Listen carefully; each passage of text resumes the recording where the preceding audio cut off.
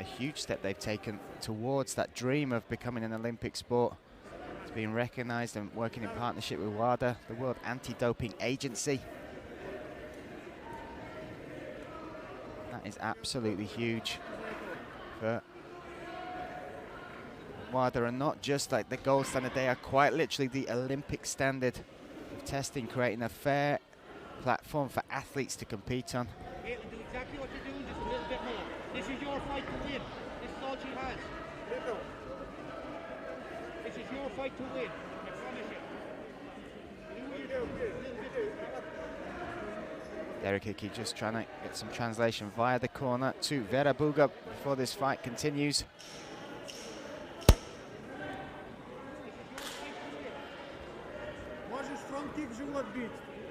Hadfield touches gloves, and we go again. Oh! Buga almost connected with that. Some nice straight shots after. Another nice kick.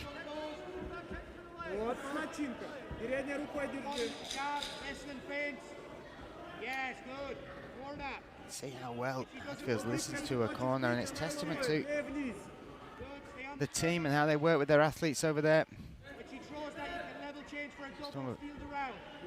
Their corner are calling for feints instantly. She reacts.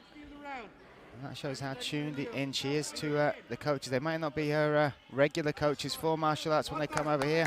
But they certainly build a bond and an understanding between each other. Oh, Buga now stepping in. Seems to be picking up in a little bit of confidence now. Yeah, there's... Oh, big shot, big shot. Oh, that is it. My goodness.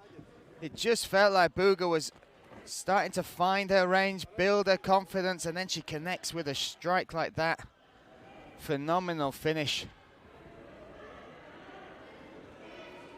Instantly, Buga goes over. Hadfield now sat up. Both recognize and respect each other through this competition. Buga absolutely vicious with that finish. Phenomenal stuff.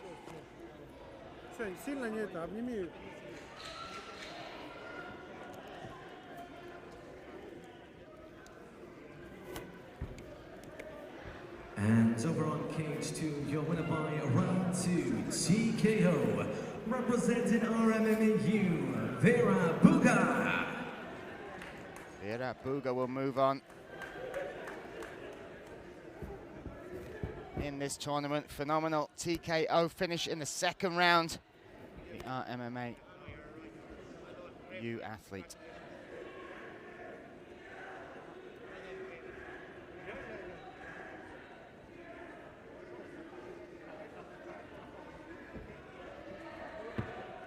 Hadfield, I am absolutely sure she will be back. My goodness, great demeanor. Even when it was done and dusted, a smile on her face. Lessons will be learned. Coming over here and testing yourself on this stage against proven athletes. Again, Buga, the Russian Cup champion 2021, and that tournament, if you follow it, MMA in that region, a huge, the biggest one for sure. Cage 2 in the blue corner, representing RMMAU, Selanikova. And her opponents in the red corner, representing Ireland, Carney.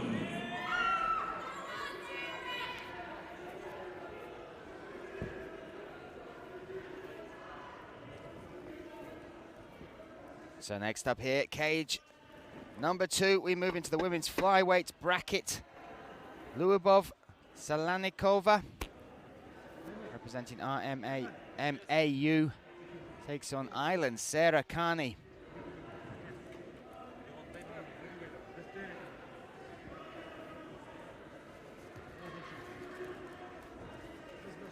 Is enough?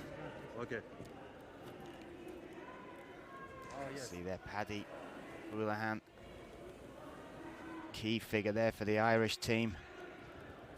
We welcome in the cage Lyubov Selanikova. Smile on her face.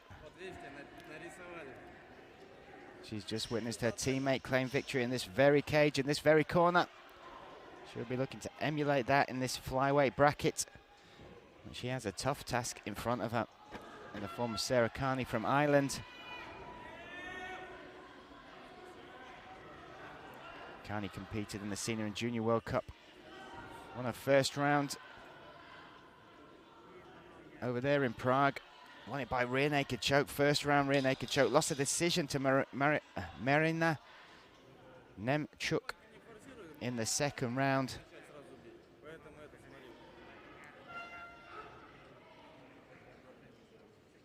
But that little taste of experience, that little taste of competition, that'll make this a slightly more familiar platform for her to be stepping into. I mean, the stage is far bigger, this arena here, the stuff, the work they've done, the production, fantastic. Blue corner representing in the RMMAU, Alexandra Medina. So we're set, we're ready. Second fight here on cage number 2, women's flyweights. Lyubov Selanikova from the RMAU, taking on Sarah Carney from Ireland. Carney in the red corner, Lyubov in the blue. Southport versus Orthodox here. Oh, heavy, hard shots early on from Sarah Carney. Confident start, light on her feet. Looks completely tuned in. Oh, you see Lyubov trying to time that left hand. I think those early shots have caused exactly that. They've turned Lyubov straight into a grappler. Big, big shot against the cage here from Sarah Carney. Good control, she's going away. Oh, uppercut on the break. Carney has started extremely strong here.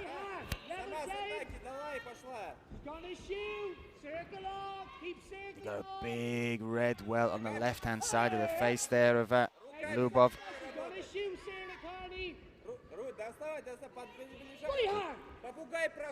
Adi Ulan saying be ready for that shot. It's a strong, strong start. And again, it's those early shots. She's getting respect. She's connected again with that right hand. Now there's the shot from Lyubov. Can she complete this thing? Carney trying to defend it. Oh, just round and round. Very technical stuff from Lyubov, and she needed to do that, needed to mix it up, because on the feet, Carney was light.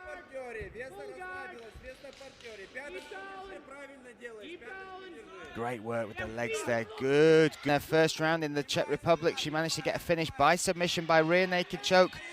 She's trying to control those arms, that upper body.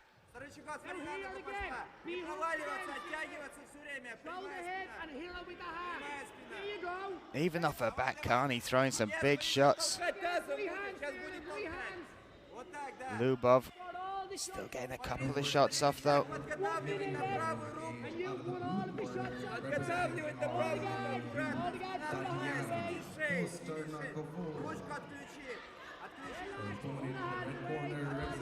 Trying to control the arms now is Carney. Oh, even off her back, she's still connecting with those right hands. Lyubov now trying to stack her up. She has to be careful though.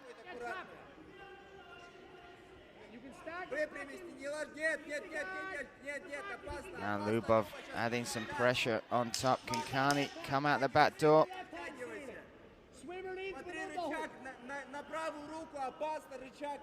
Final seconds of this round. There we go. Oof. Such an interesting first round between these two. Carney came out hard, fast and strong on the feet. Lyubov made adjustments though, got it to the mat. Still though was off her back. Carney causing some problems.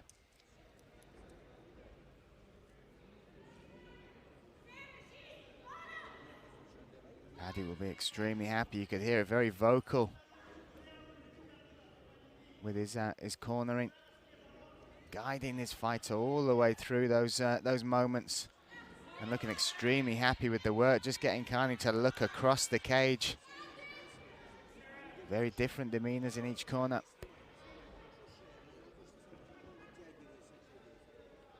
But Lyubov within that first round did make the adjustment, got that single leg, and technically a very nice takedown. Once she wrapped that leg of Carney up, just kept turning the corner, circling until finally the momentum brought her to the mat.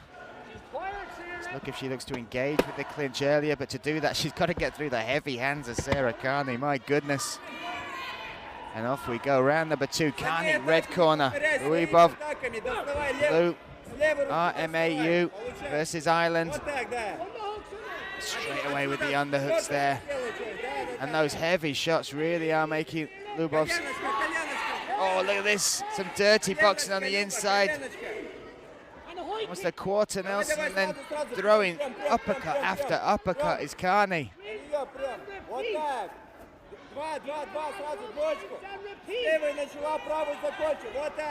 Lyubov now in on that single again, turning the corner. Can Carney stay on her feet again? Same takedown. Brilliant work there from Lyubov. She was having a nightmare on the feet against Carney, but once again, exactly the same takedown. Got the single leg, turned the corner round and round until finally broke that base and took Carney down. Gonna work her way into half guard here, Lyubov.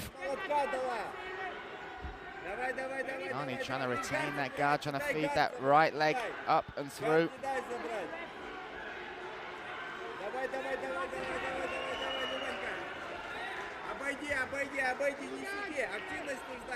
Oh, she might take the back. Can she do that?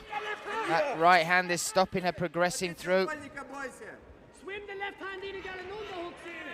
can hear that. Paddy very aware that right arm is what is blocking that potential back take. Now look at the dexterity here, working this up. Oh, switching for the omoplata. This is superb work here from Carney. She's isolated that right arm. She needs to sit up, stretch her legs out. She's done that now. She turns it round, but Lyubov reacts. Now the scramble. What a fight. Oh. Carney, though, back to her feet. Now she's the one putting the pressure on the cage. She's got the underhook on that far side. Head pressure. Oh, the throw, though, from Lyubov. Used the strength and momentum of Carney against the superb stuff from the RMMAU fighter. Now she's got... Try and regain guard. Now she's got around the back. Can she take it? She got a rear naked choke finish in Prague.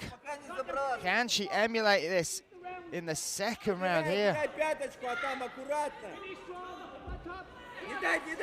And the technical prowess of both these fighters is superb.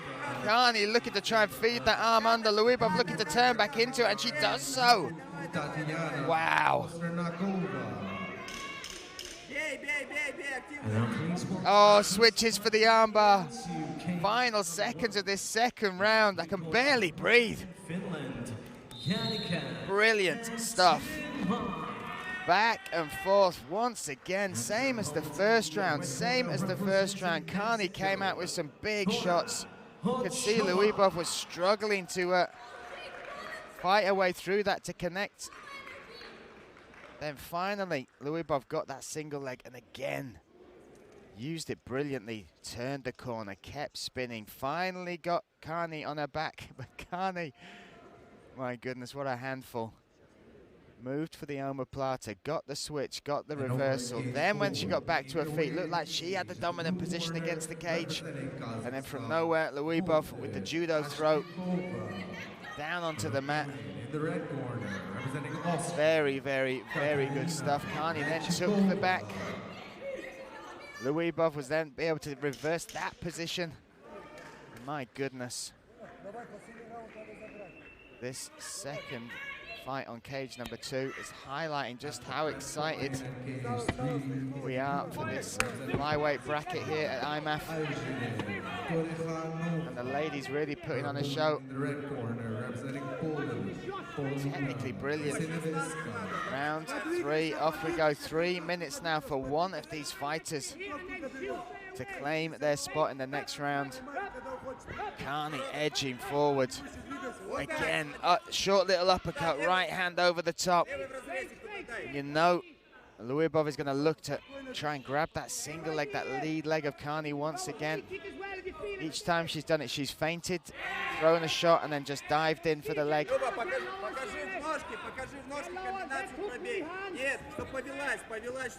a nice combination from Carney, but that forward momentum has done this, given exactly what Luibov was looking for. Brilliant entry, brilliant takedown, different to the others this time. Had the body lock, picked her up, slammed her down. And you see side control here for Luibov. Carney again finds a way to feed that knee back inside, looking to retain guard. And she's got the underhook on that right-hand side under the left-hand armpit of her opponent.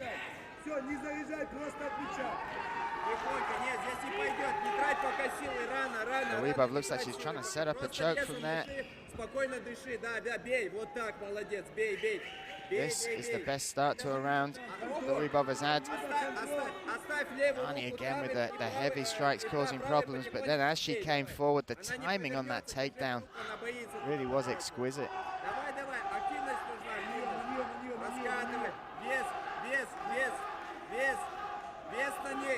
Luibov from this position, a bit more control. Carney though switches those legs back, looking to set up. And I watch that neck freeze ahead. Oh, and now we are off again. This dirty boxing. Nice work again from Carney. Let's see if she's learnt from that last takedown. Oh, but again, the timing on that. Duck under, slide through, and commitment from Luibov.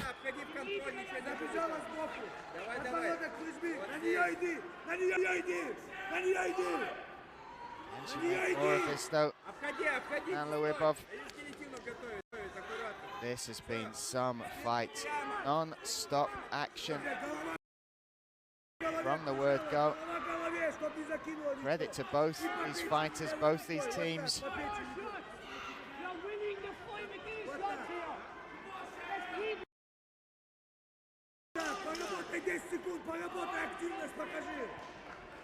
The clock is ticking down. Again, Carney off her back, throwing shots. Luibov responding. That's it. That's time. Brilliant stuff from both these fighters. My goodness. Wow. Wow. Look at the level that we are dealing with here. Beautiful stuff. Luibov making the march around the ring, holding their hands up. The tricolours over the shoulder of Carney there. Her teammates, you can hear them in the stands cheering her on. This will go to the judges. Let's see who took it, who earned their spot, and I really use that word earned with full vigor because my goodness, what a fight. To your winner by split decision. In the red corner, representing Ireland, Selanikova. And there you go. Oh my goodness. Hard-earned victory. Phenomenal stuff. Luibov can hold her head up higher. The adjustments she made, the takedowns, the entries were superb. But Carney takes it. Ireland moves forward. Look at that. What a moment. Fantastic stuff from Sarah Carney from Ireland.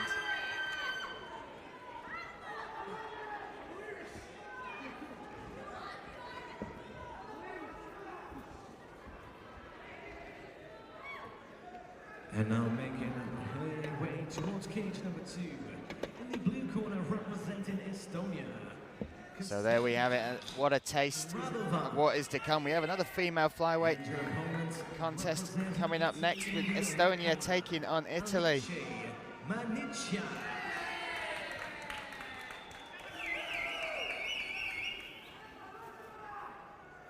And if we have just had a taste of what is to come, and I'm still hungry, my goodness.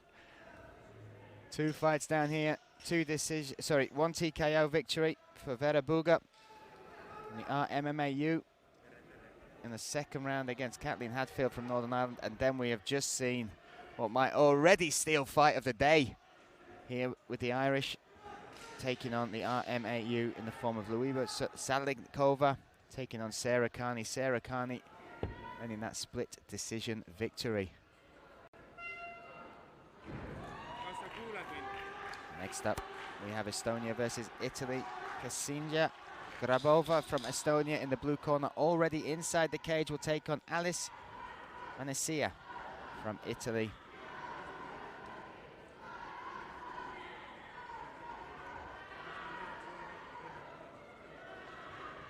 Grabover has competed before the 2019 European Senior and Junior Open. Lost by first round armbar there, then moved on and came to the Worlds. Won by armbar there in the first round. Lost in the second round to Colleen Augustine by decision.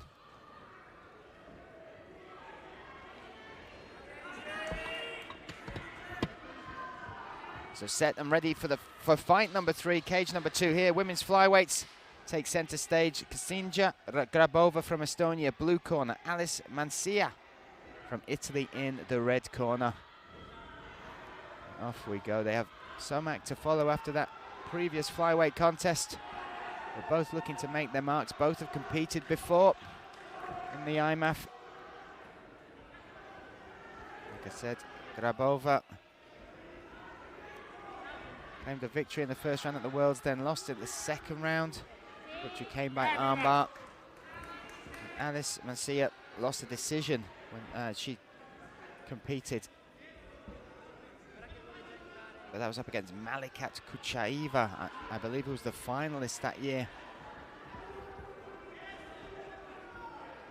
So off we go. They start their 2021 IMMAF journey.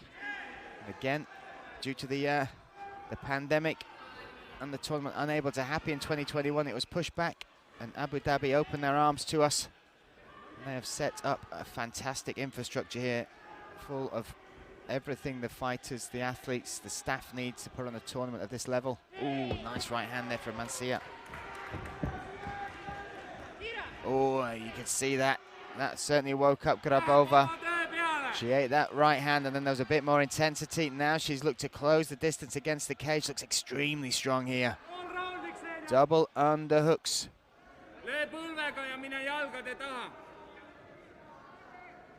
Lots of pressure. Trying to work her way aware of that. Good work so far from the Italian to avoid the takedown. She's got the overhook on that left side, trying to stop that drop and move from Grabova.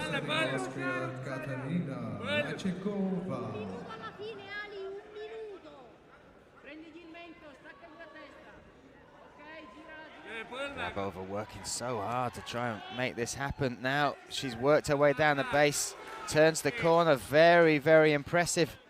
She could wrap those legs up as well.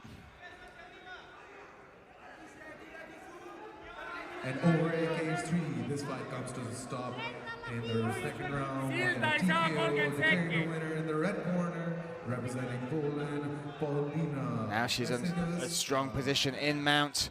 Oh my goodness, Mancia understands how bad a position this is. She's got to defend the armbar here. Grabova now steps over. This is huge. She has time to work, but she's only got a few seconds. Mancia doing all she can to hold on. But a brilliant transition to this position from Grabova, and that is it, Mancia. That is a shot across the bow for the Italian. Grabova, very strong finish to that round. More time on the clock, potentially she could have finished that. But the opening part of that round, it was Mancia.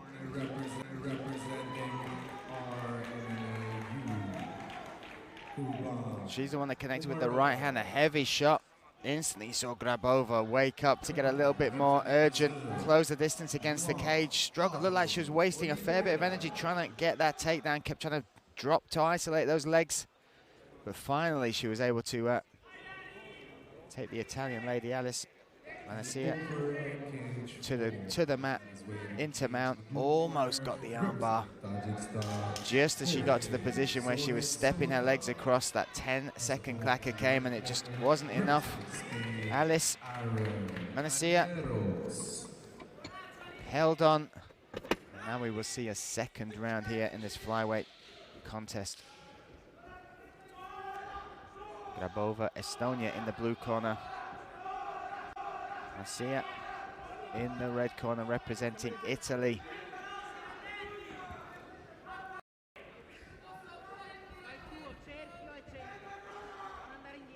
And Alice Mancia did connect nicely with some shots standing. She's got to use the full width of this cage to keep that lateral movement going, not allow Grabover to grab hold her. You just see how strong Grabover was once she got Alice up against the cage. And I'm sure those are the adjustments that the corner from Italy will have tried to impart into their fighter. Ooh.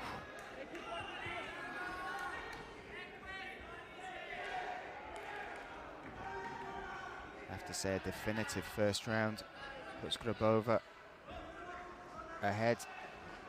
Just my opinion, not a judge obviously, but you look at that finish in particular, the finish to the round, setting up that armbar from mount, stepping over, having the position to almost finish the fight, just running out of time. But Alice Mancia using lateral movement, space, and you can see that's what Grabover wants. She wants Alice up against the cage. And she finally manages to get that, chases down the Italian. She's so strong from this position, Grabover. Uses her head, buries it into the neck, just under the chin there of her opponent. Alice Mancia doing well to try and turn off. Now she needs to make space. She does so. That's better from the Italian. That's an interesting moment in the fight. Grabover was able to sustain and maintain that pressure in the first round till she got the takedown. Mancia more aware of it this time, but once again Grabover just charges forward, closes off the cage. And big breaths coming from the Italian, Alice Mancia.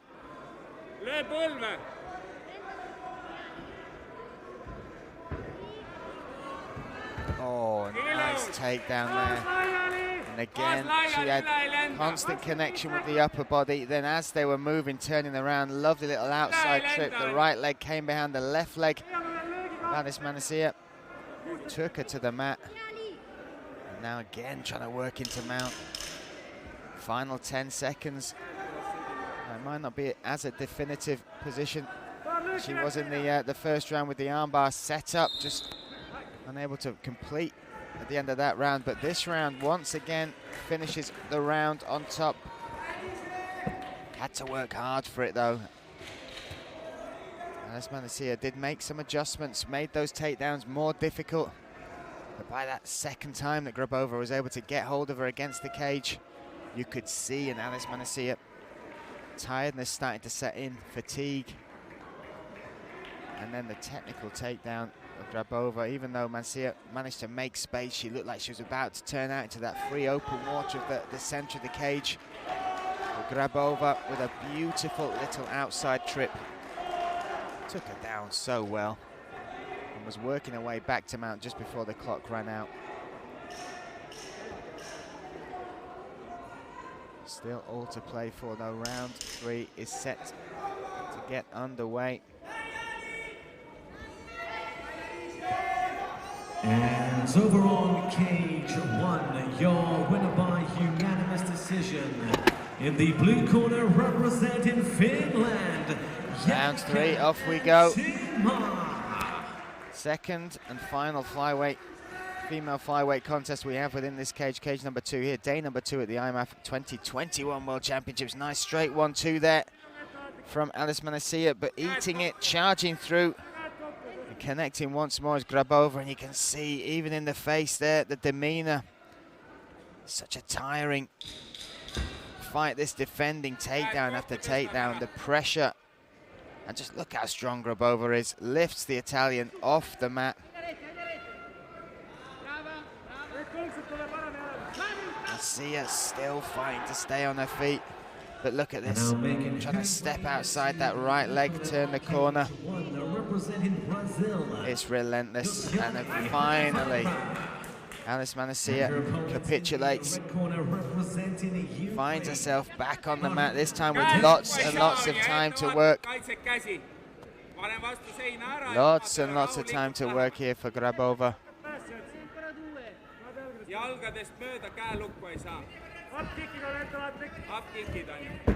hear the corner just asking their fighter to be cautious of those up kicks as she makes the entry to try and get within the guard of the Italian Alice Mancia.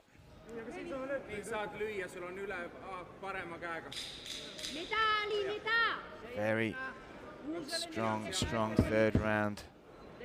Alice Mancia talking to her corner. Just checking the time. Look at the awareness there.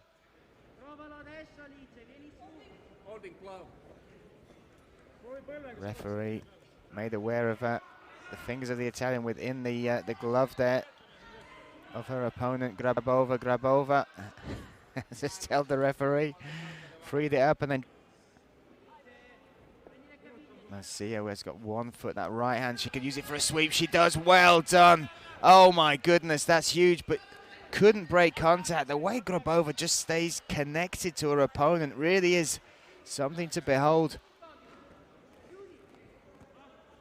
After all that, despite how tired Alice Mancia was, she found a way to elevate, sweep her opponent, make some space, but just as she was about to exit, Grabover managed to stay connected, drove her to the fence again, and once again a lovely little trip there, just reaps the ankle back.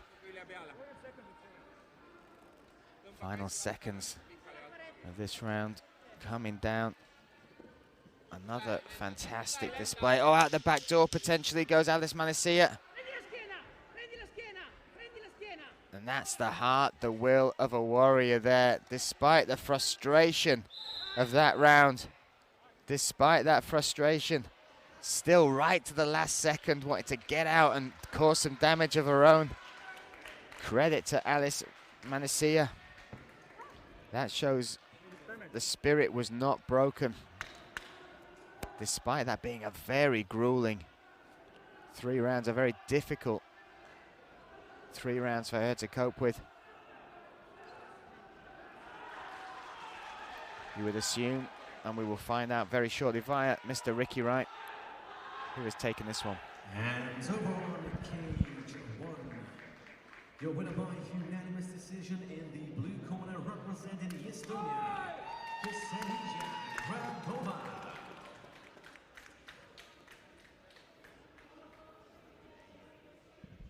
And there we have it, the Estonian Kasinja Grabover moves forward.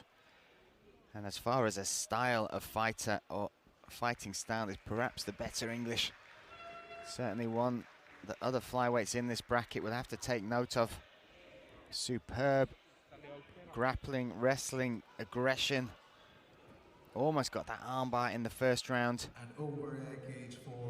but finally takes the decision victory to move Estonia into the next round of the women's flyweight bracket.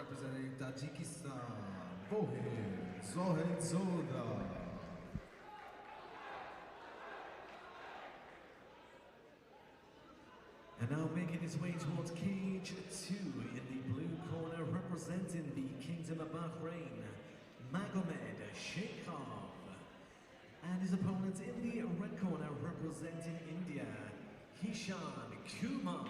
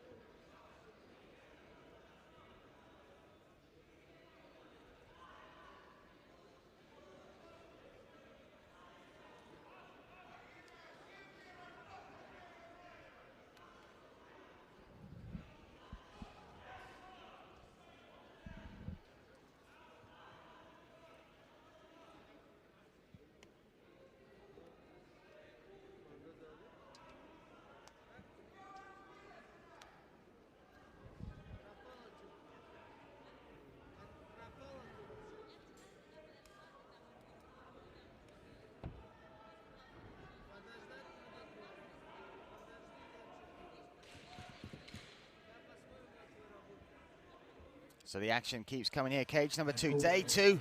The IMMAF 2021 World Championships live from Abu Dhabi, the Jiu-Jitsu arena. Finally, we're able to get this tournament underway, and was scheduled for the end of 2021 due to restrictions. The pandemic was unable to take place.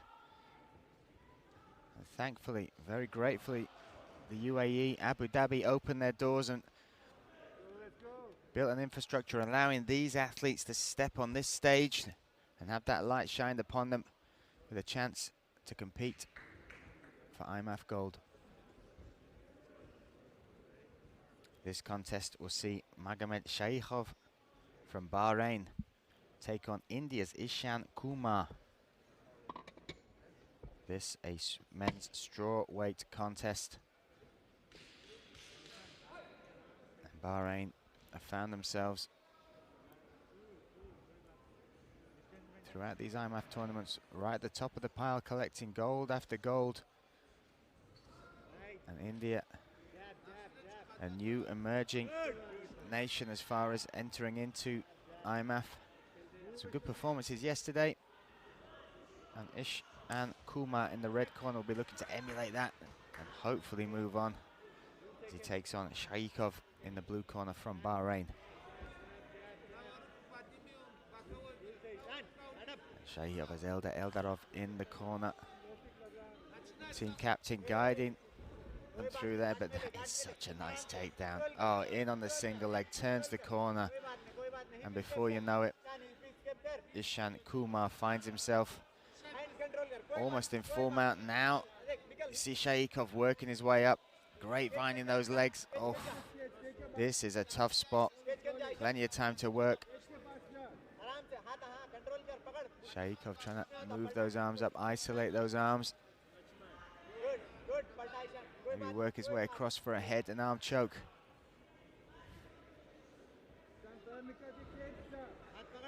And this heavy grappling style has become a trait of the Kingdom of Bahrain.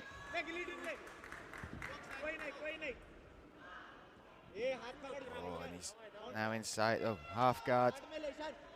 Ishan Kumar does well to avoid keeping that full man, but as he does that head and arm, oh, this is phenomenal stuff from the Kingdom of Bahrain fighter.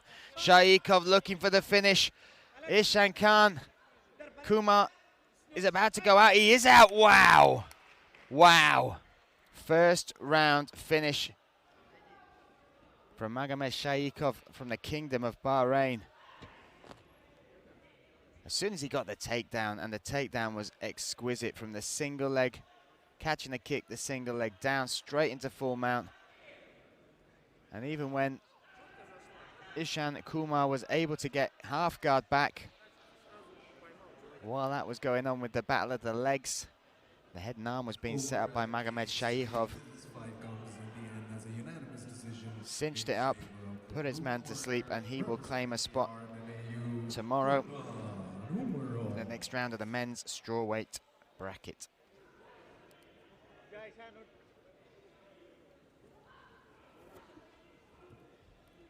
Okay, you can come in. Good to see Ishan Kumar back to his feet. Total respect between the two. Let's make it official. And over on cage 2, the winner by first round arm triangle choke. In the blue corner, representing the Kingdom of Bahrain, Shakhikov. And there we have it. Shakhikov takes the victory. A picture-perfect victory that will see him move swiftly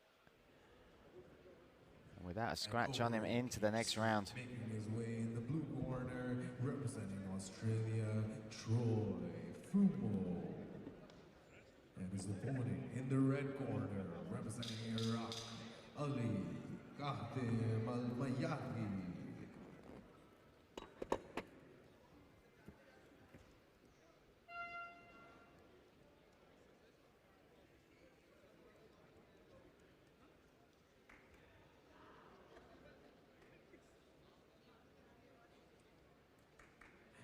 And now making his his way towards cage 2 in the blue corner representing Kazakhstan, Abdullah.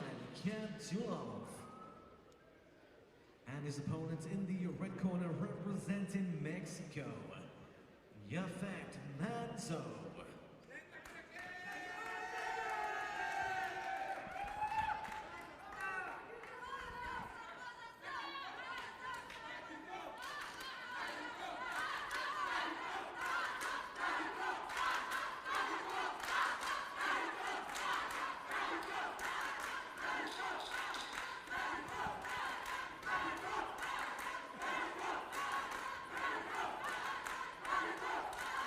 So here on cage number 2, day 2 of the IMMAF 2021 World Championships.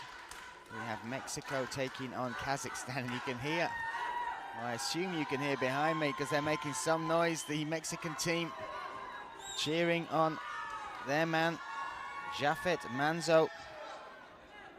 He'll be taking on the guy in the cage right now, Yulan Abdullah. Abdullah in the blue corner, Manzo in the red. And again, Mexico just bringing some energy and love to this tournament. Right from the start, right from registration day, they were signing up, doing all the boring stuff, the paperwork, the documents, the medical checks.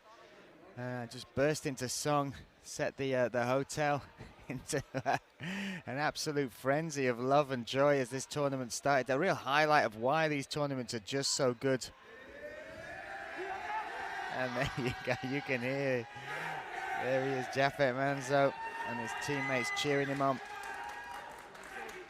So here, cage number 2, this will be a men's strawweight contest. Yulan Abdullah from Kazakhstan in the blue corner takes on Manzo from Mexico in the red. Me, Brian Lacey, here all day long. Blessed to be here calling the action for day 2 of the IMMAF 2021 World Championship. And off we go. Manzo taking the center of the cage early. Yulan has had some good experience on the IMMAF already. In fact, all of his experience is under IMMAF. He has a record of 6 and 5 amateur contests. Particularly well in the last World Championships. Fights there, including one by first round flying triangle. And that was up against Shakhikov. Adam Hamkoev by decision, a unanimous decision in the second round, only to lose the third round to Shamil Magomed Gaziev. Certainly an evolving fighter. And as far as Kazakhstan, they have brought an absolutely huge team here. Lovely little combination there. Straight shots then with the uppercut. And again, same combination. And you see Jaffet looking to respond. Covering up well though, the Mexican. Stepping forward.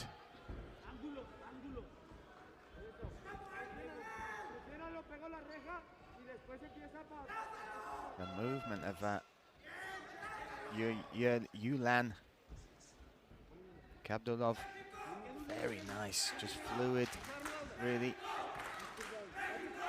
Feels his way around the cage, keeps plenty of space open, so he's got an exit should he need it after a combination.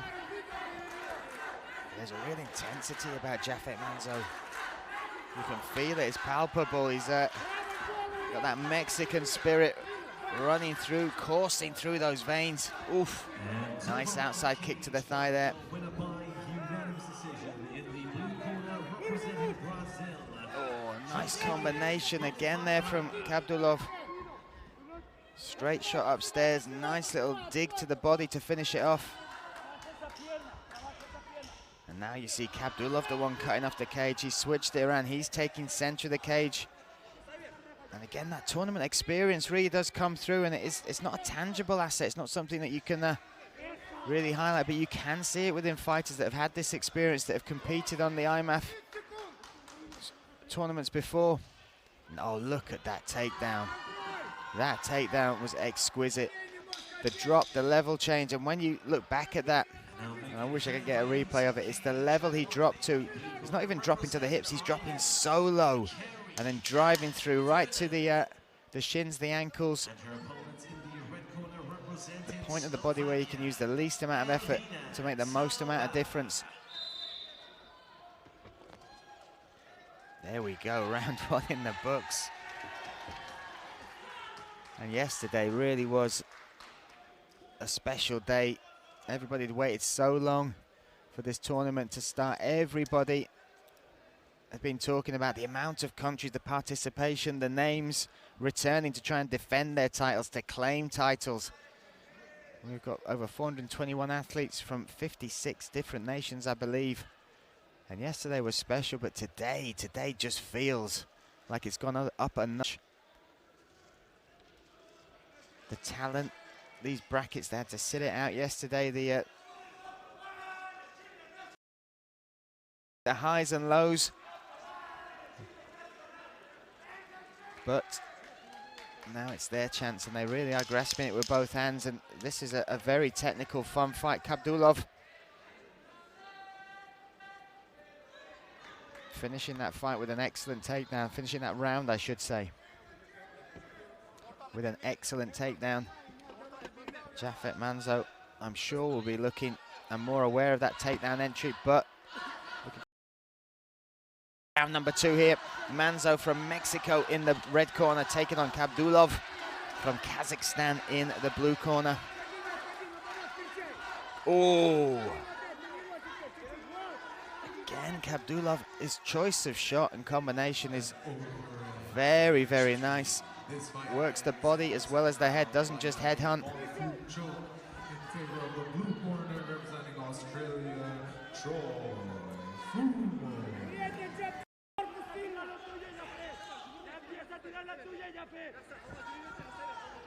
And again, Abdullah then steps in. Nice 1-2, good defensive covering up coming from Jafet.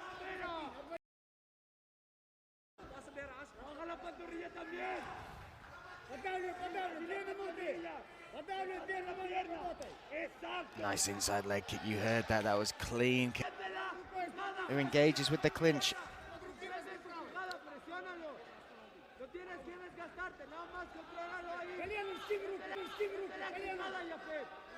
Good head pressure, Abdullah trying to make space, work his way out, and he does so. Oh, that was a heavy right hand. Abdullah stepped in. Ate it, but certainly felt it.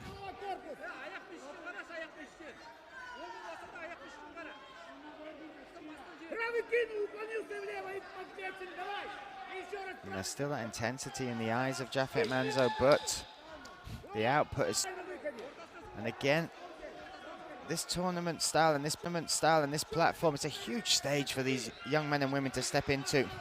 So you're not just managing, dealing with the world-class opponents, but also the adrenaline that comes from suddenly being under the spotlight, from seeing the cameras, seeing the lights, seeing the big screen.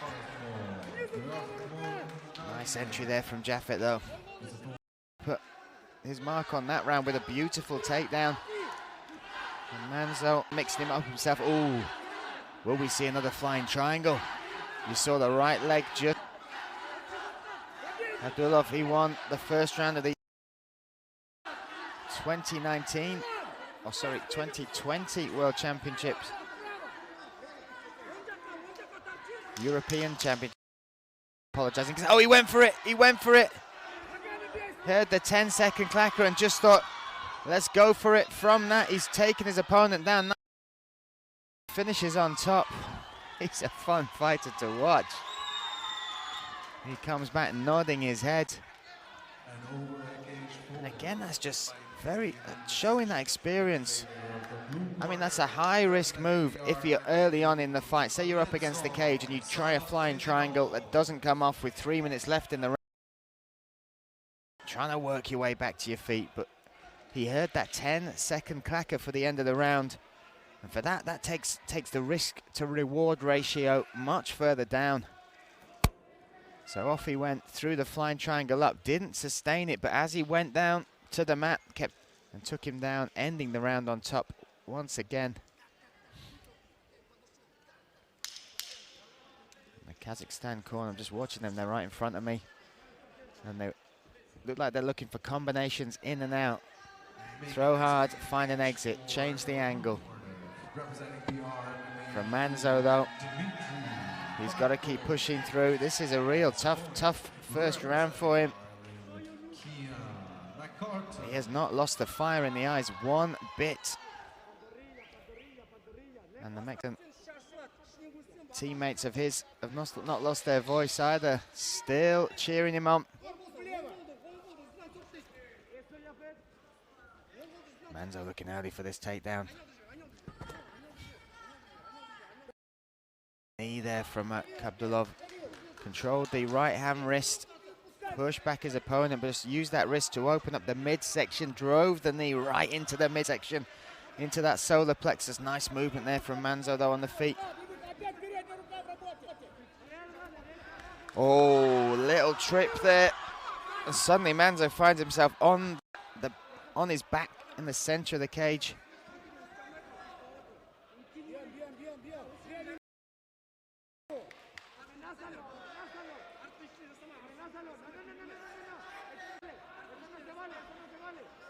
And let's see Manzo if he's got anything off his back here against the Kazakhstan fighter. Retaining full guard. Now he's separated the legs. Let's see if he looks to find an angle, make a move.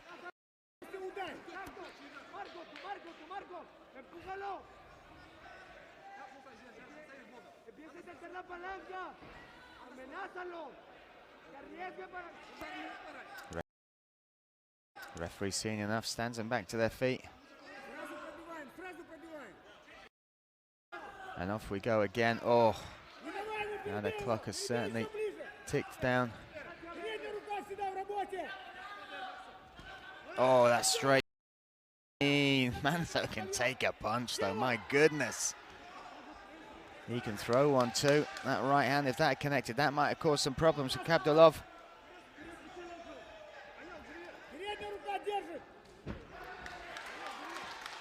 Still stepping forward, just missed with the uppercut. Now defending the takedown is Manzo, but look at that. Opponent up and then used the outside trip to finally fell his man.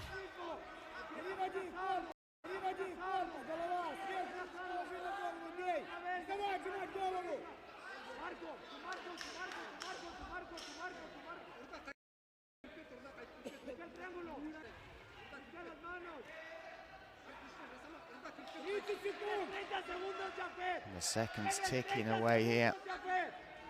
Referee may stand them back up. So Manzo trying to find a way to make something happen on that.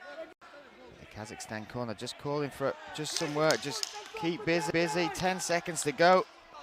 You can see this round out, this fight out, without taking any damage or unnecessary. Young athletes on a journey. It does not start and end here. This is a journey, those lessons, and the Mexican team raising their man up. Maybe he feels like he's done enough. Abdullah, will that be the flag flying high when we go to our decision? Let's find out. Let's hand it to Mr. Ricky Wright. Ladies and gentlemen, over on cage 2, your winner by unanimous to Kazakhstan in the blue corner, Yerlan.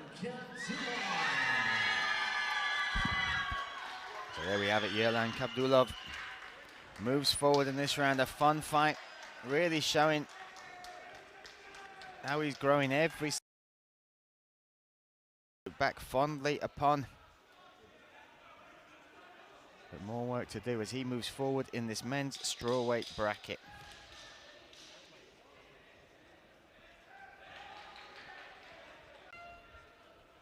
Five fights down, 25 more fights to go over again. My goodness. And now making his way towards cage 2 in the blue corner, Abdullah. And his opponent in the red corner.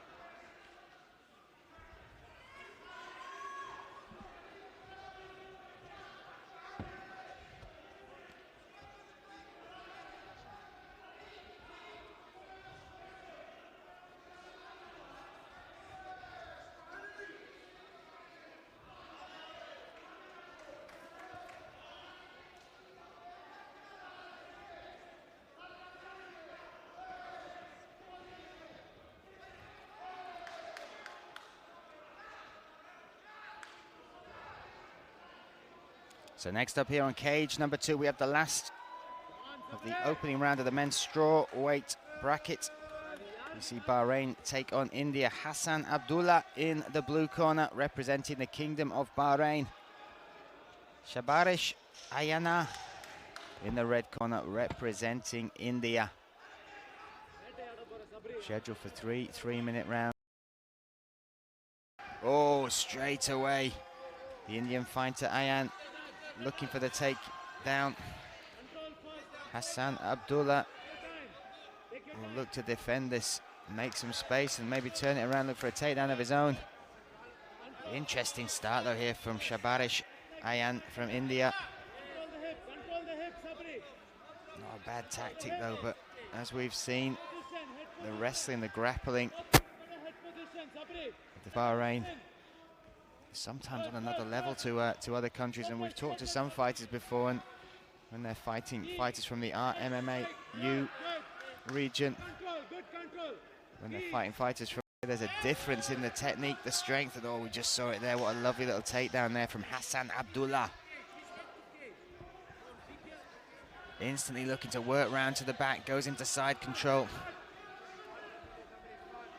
Shabarish Ayanna retains one leg in his guard, feeds the other one through as well. Good work from the Indian fighter.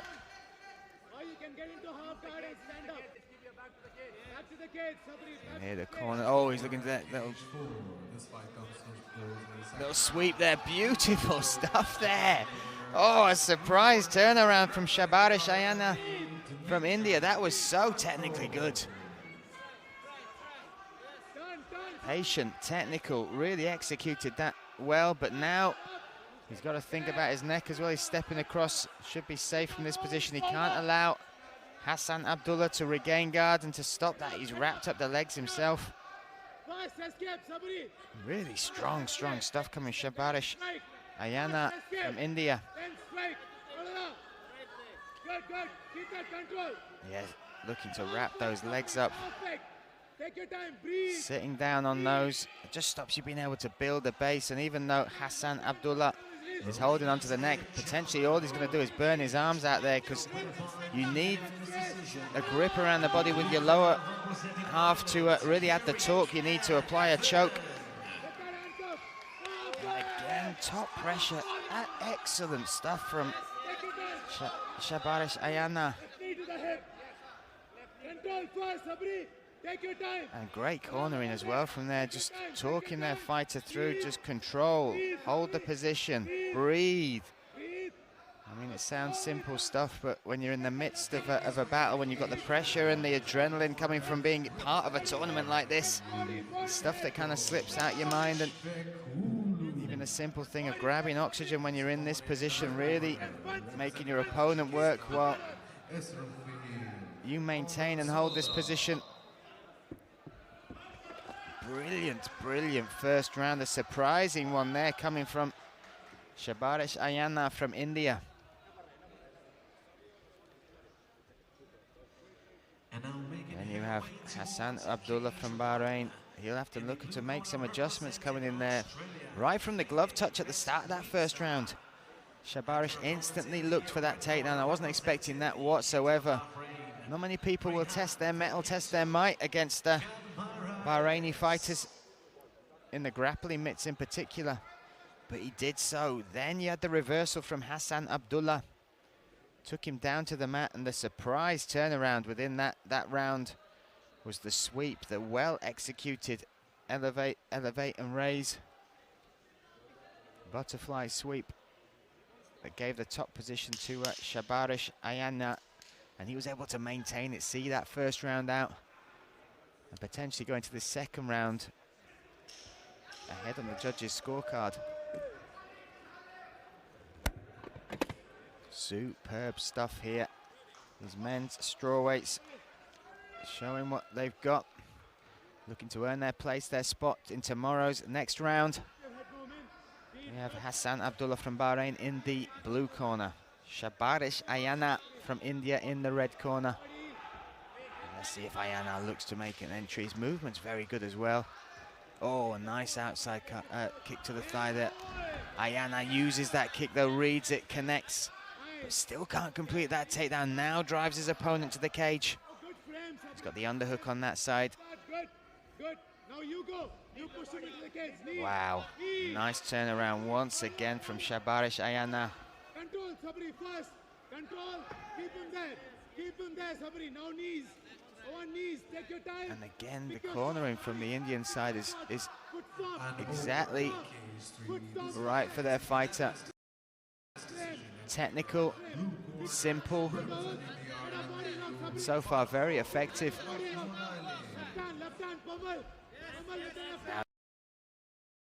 Hassan Abdullah, switch it up. Now they're looking for his fights to disengage. You heard that, Shabarish Ayanna, their team want him to separate. He drives his opponent to the cage. The corner here, right next to me, Eldarov, talking to his fighter. They want him to reverse. Now they want him to push. This young Indian fighter is proving somewhat a handful. And now some urgency coming from the Bahrain corner. Said no time to go. You've got to go. Make your move. You've got to make some adjustments. And his opponent in the red corner, representing India, Vijay Venkatesan. Still able to sustain this position. Oh, looking for the takedown now.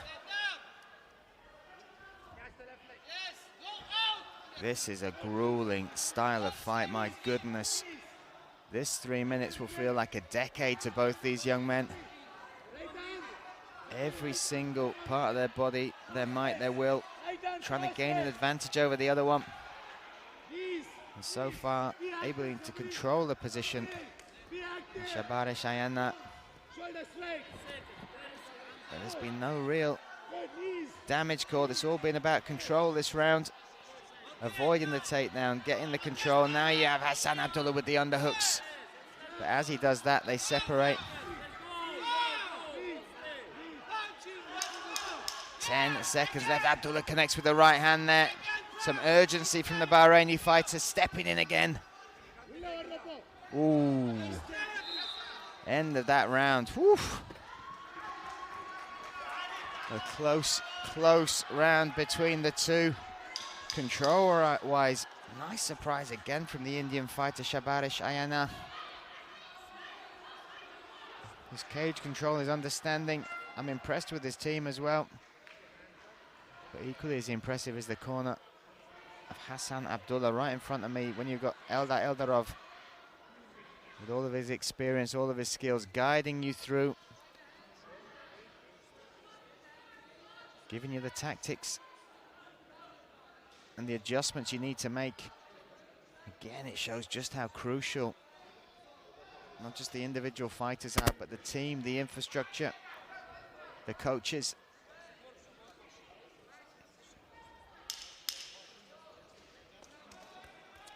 Set for our third and final round here in this men's strawweight contest.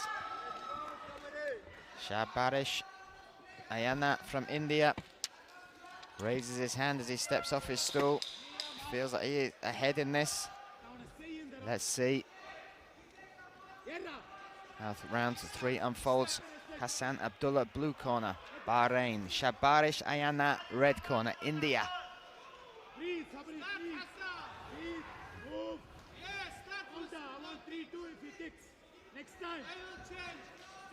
Oh, and again, nice work from the Indian fighter, Shabarish Ayanna. Good. Nice. And again, he's able to get Hassan Abdullah up against the cage. Now you've got Hassan pushing back. There's the space to separate. Oof. Both just missed that overhand right from Hassan Abdullah. Could have been a definitive one if it had connected, but it's not the case. That time he steps in, a cleaner shot there.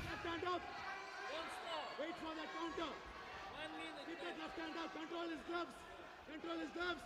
Peeps. Forward jab. All comes to deep. Combinations. One combination. Two kick. Hurrah! Two kick. Now finish with the kick. There you see Yes. Yes. the urgency in the corner, the passion in the corner from Shabarish Ayanna, Yes. urging their fight to dig deep, Goal. to throw more and more shots. They're very happy with what they've seen so far. Hassan Abdullah, this time now he's got Shabarish up against the cage with double underhooks. Get that left hand and Trying to work his way to the back, wrapped up that right leg. Now he can fall backwards, but nice adjustment once again from Shabarish Ayanna. Please. Head control, Sabri. Head control. Huge underdog coming into this fight was the Indian fighter. As the minutes have gone on, I'm sure that if there were odds, they would be evening up. Back now, spinning back fist attempt there from Hassan Abdullah. Trying to make something happen. Oh, nice duck under. That was exquisite. Timing, commitment on that shot. And now puts his man on the back. We saw in the first round though, Shabarish Ayanna has sweeps from here. Has an active guard. Let's see if he can use that sweep again. Or can Hassan Abdullah capitalize from this top position? Get some shots off. Open up that guard. But as we're saying that, the clock is ticking down.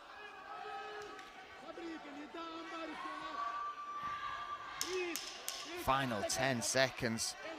Active. Active. Control him. Control, Sabri. Control. Yes.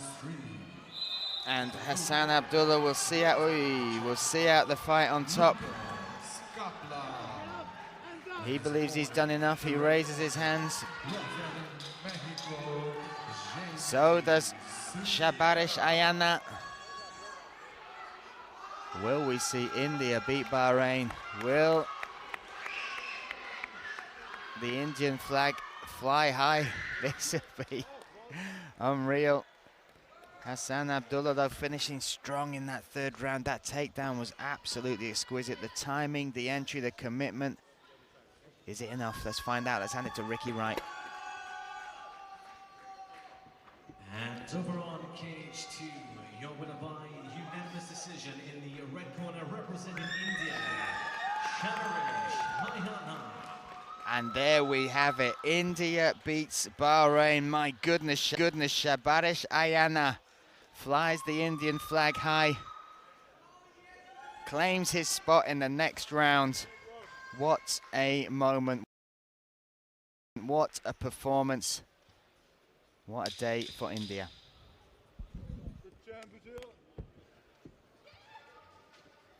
And over on cage 1, your winner by round 2, armbar. Yes.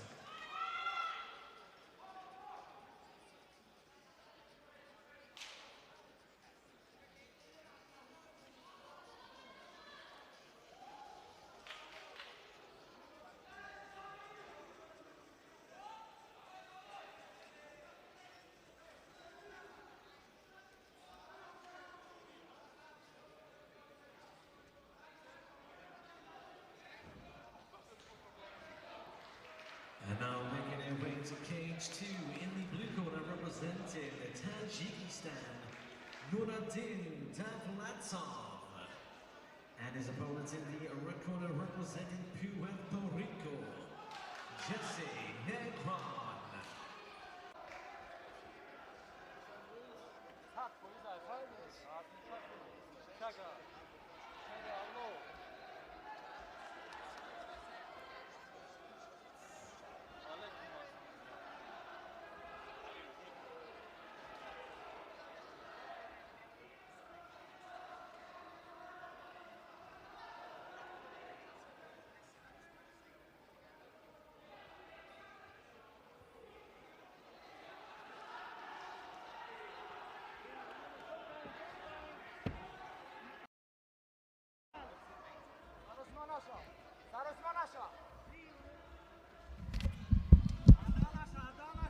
So we continue the action here.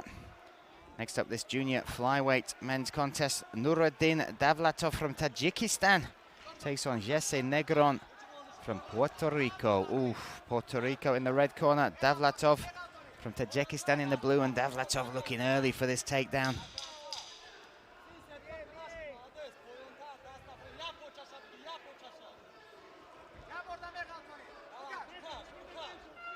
can see how hard Jesse Negron is working for this takedown.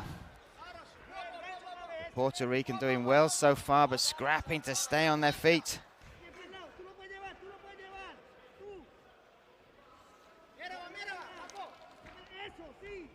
Still continuous attack up against the cage here from Davlatov.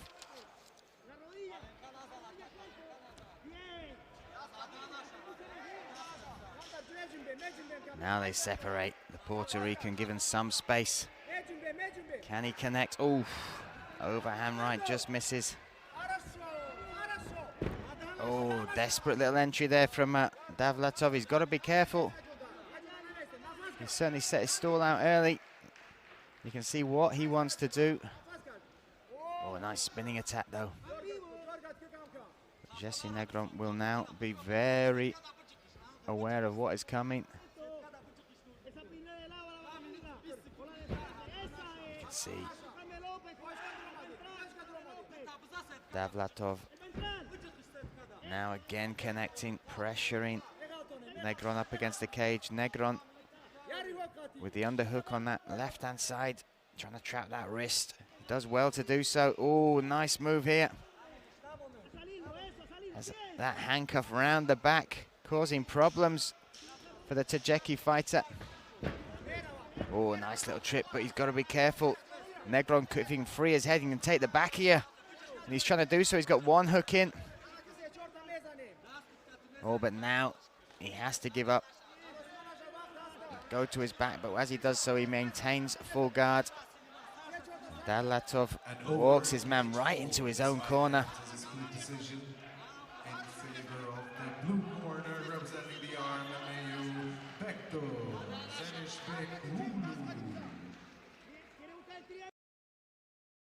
Good head pressure from Davlatov.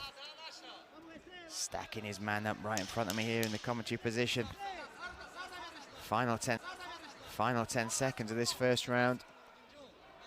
Oh, Negron trying to work his way around to set up the armbar.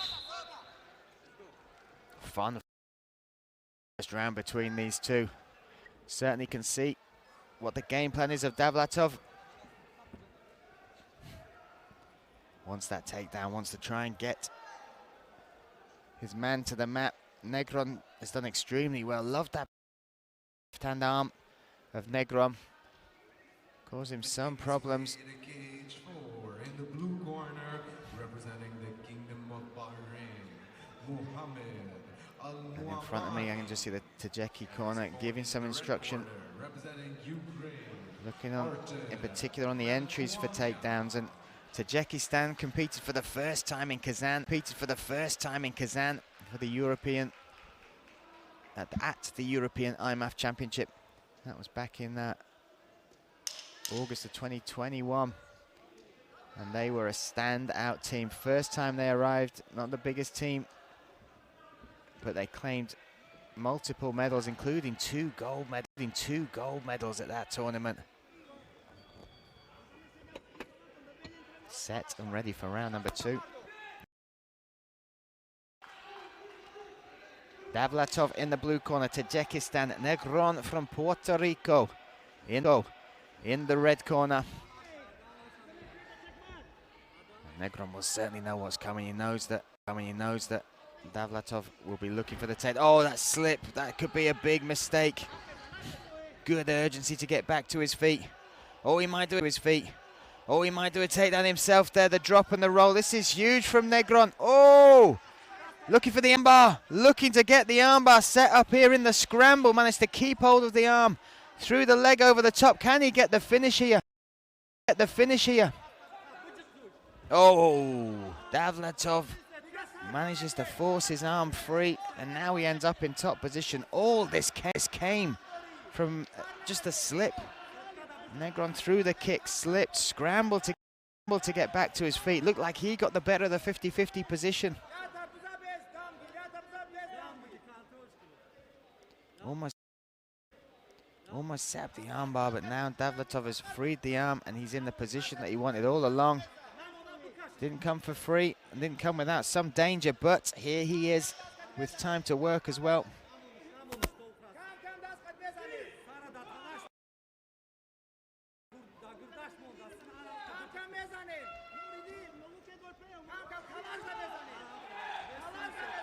corner there of the Tajiki fighter.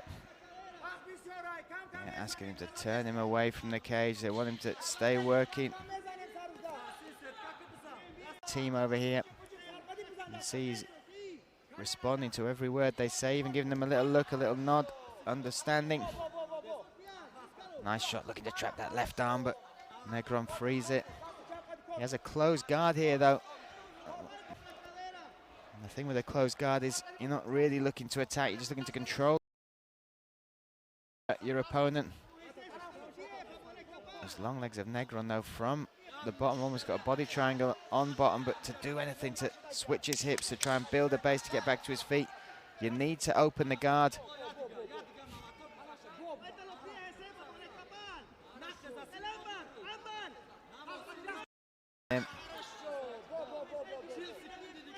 Nice shots, some effective. Oy, finally finishes the round with a knockdown. Oh, not the end of the round, just stopping in between. Referee brought him back to their feet. Oh, now you see Negron driving in. Can he get a takedown of his? See if he can elevate. Final 10 seconds. Be a nice way to mark the end of the round. These two fun stuff.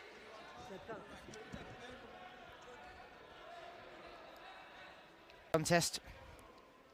We have another junior flyweight contest following this. Then we move into the seniors, the men's flyweights, and we go in this cage alone. And this, you see the arena around as they pan out and they look across this fantastic arena, the jiu-jitsu arena here in the UAE. You'll see 4 cages in total, all 4 alike, full of talent, brimming with action. And you can join us for the entire tournament. Follow us all the way through as we move through the week and into finals day.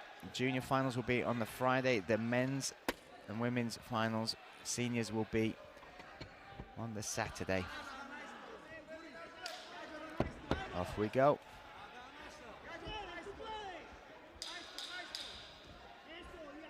We have Davlatov from Tajikistan in the blue corner. Puerto Rico's Jesse Negron in the red corner. And again, that last round, all that grappling came from a little slip. Slip from a kick, almost got reversed. Oof, nice entry there, good hips though from Jesse Negron. Back to his feet, oh, that's a low kick. Certainly not intentional.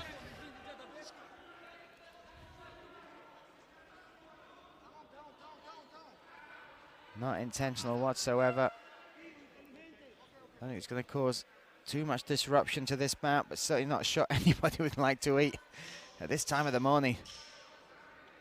Or any time of the day, let's make that statement. Jesse Negron, though, showing some good adjustments in this round. The sprawl was good, avoided the takedown just as they got back to their feet. Got caught with that low kick, but off we go again. They touch gloves.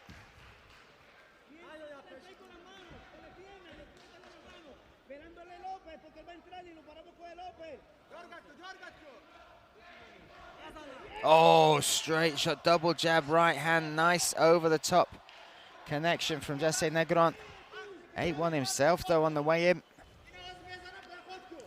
Look at that entry, look at the takedown attempt, but again, good hips. The mouthpiece comes out of the mouth of Davlatov.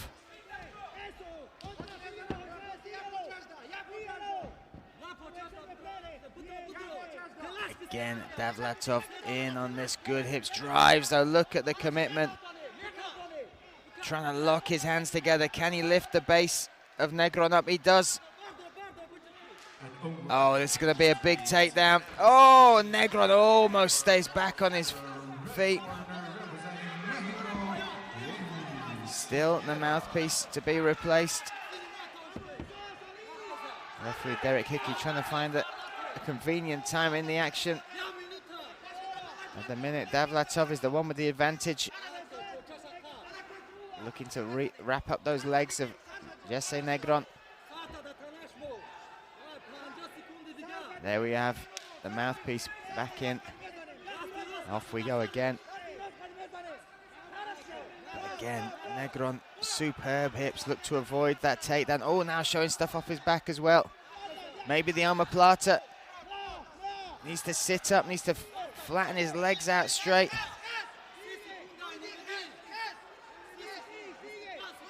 Trying to make the adjustments. Oh, awkward position here. Oh, that arm still, that shoulder still wrapped up. Davlatov pulls it free though. Oof.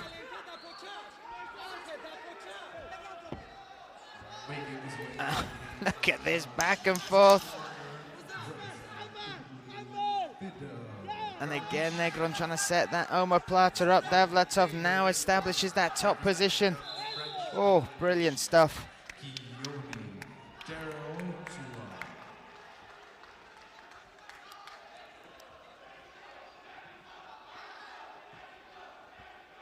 And there we have it.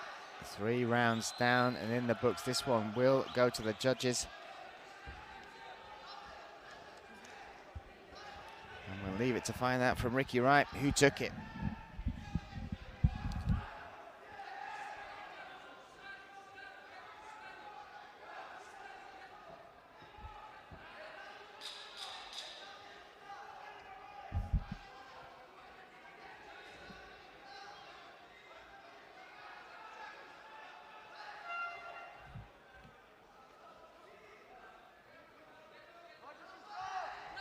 Over on cage 2, your winner by split decision in the blue corner representing Tajikistan,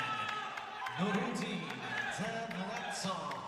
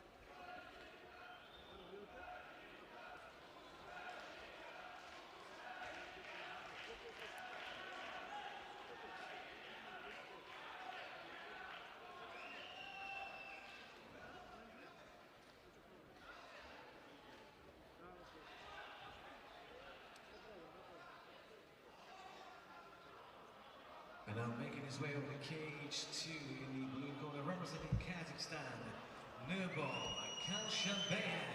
Red corner representing Estonia, Daniella, Cordero.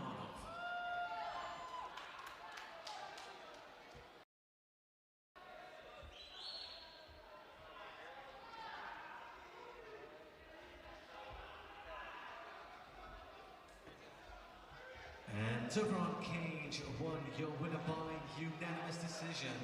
In the red corner, representing Uzbekistan, Aliyev.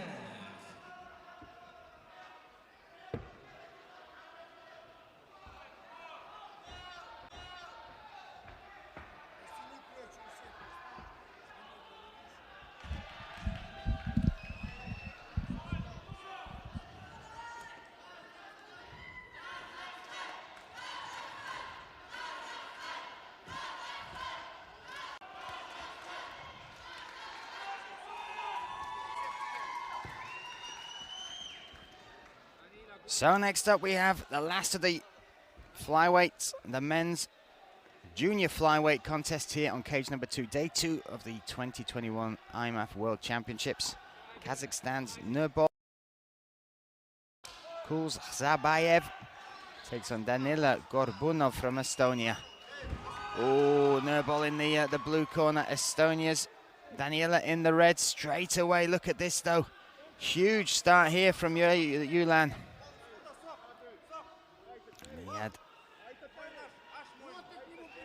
Wasted up. Oh my goodness. This would be a statement. Stretch his man out now. looking to try and get that finish, try and get the choke under the chin. Nurbol Kulsabayev looking for the finish here. Oh my goodness, feeding that hand behind the neck. This is it. What an opening to his tournament, but somehow, as I almost did, somehow survives. Shots coming down, huge shots. The referee looking on. It looked like he might get the submission finish, maybe the TKO one, but what an opening. Strong start from the fighter from Kazakhstan. Off the back, he's still trying to break the base. All heart, all survival mode.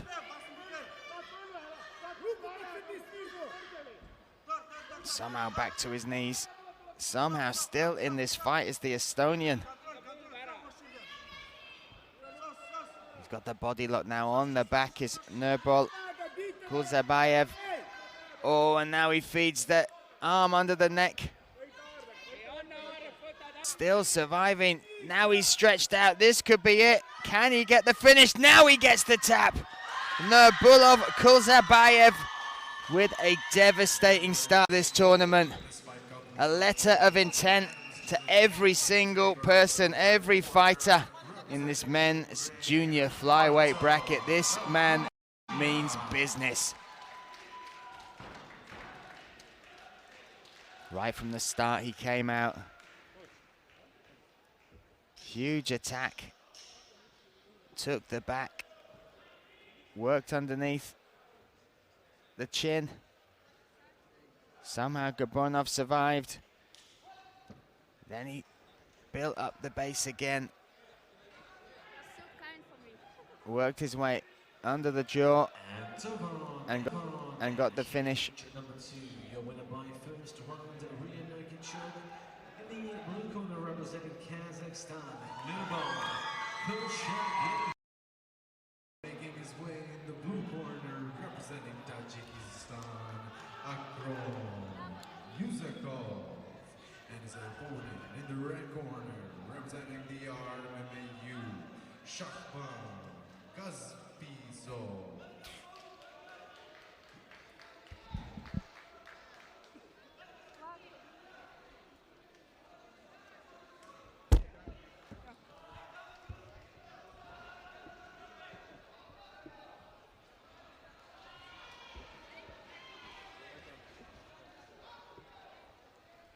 And now making his way to cage 2, representing the Republic of Ireland, Jamie Abbott-Bisset. And his opponent in the red corner representing Germany, Aboud.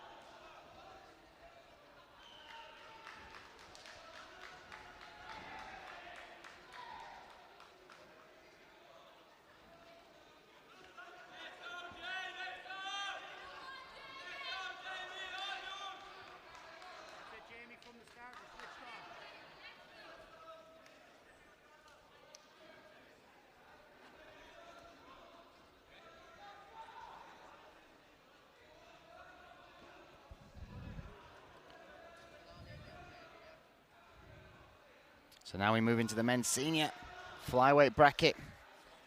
Ireland's Jamie Abbott-Bisset will take on Germany's Aboud.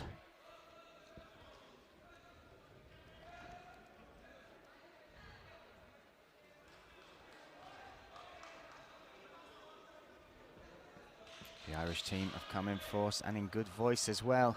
Phenomenal amount of support in the stands for each other. And the German team as well. I believe it's the biggest they've sent to a tournament. We have Jamie Abbott-Bisset from Ireland in the blue corner, taking on Nessim Aboud from Germany in the red corner. And off we go. Straight in on the takedown attempt here is Bisset. Bisset looking to pressure his man in on the single, turn the corner.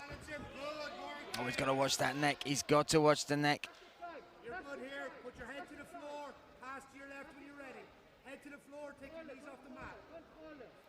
That's it. You're good here. You're good. He's got it to the mat. You can hear the corner there from the Irish contingent. Kick him to the fence. Put his head to the fence. Good work. And the response from Bisset is positive. Has him right in front of his own corner, listening to those instructions. Now postures up, looking to cause some damage. They've started at some pace. You've got to be aware of those big, long limbs coming up the up kicks, but Bisset avoids any damage, moves straight into side control. A big start here for the Irish fighter.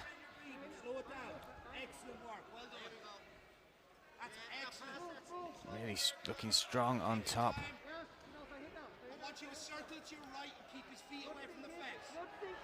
The instruction as well, the coaching, just the quality of coaching that we're hearing at these tournaments. And they might not be the familiar coaches for the fighters. They build that rapport, that bond over the time, the weeks they spend with each other preparing. And it really is excellent just to see how these young fighters are being guided through these stages. Jamie's still inside control, still looking strong. Nessim can't make any space, and any space that does come usually comes with a couple of hammer fists as well.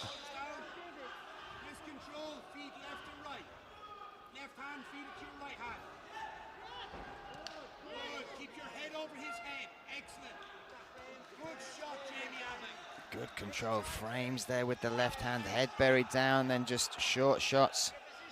Technically very good from Jamie Abbott-Bisset. Oh, and a nice heavy shot there just at the end. Nessim able now to make some space, retain that guard. Let's see what he's got off his back. Don't let him make an angle on those hips.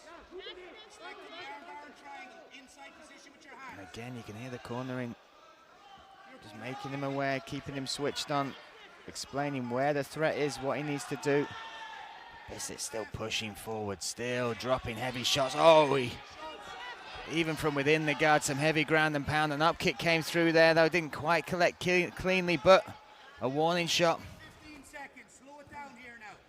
This is your round, possibly a 10-8 round, possibly a 10-8. I like that, the corner saying possibly a 10-8 round. Maybe trying to bear a little influence on the judges' scoring, but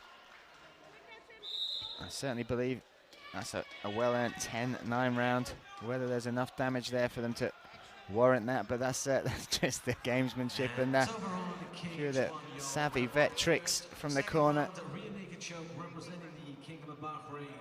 Abbott-Bisset, strong opening round against Germany's Nessim Aboud.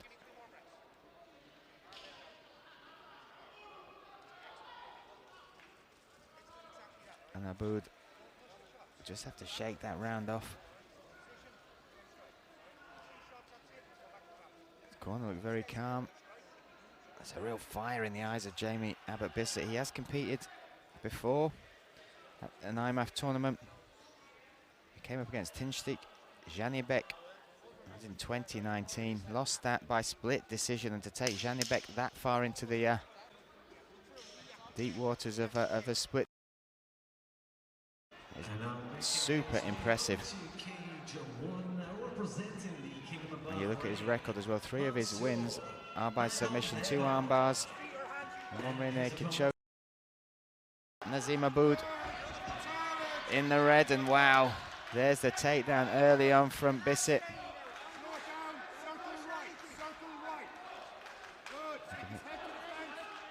Bisset now down in this position a lot earlier on. You can tell he loves to just push his opponent against the cage.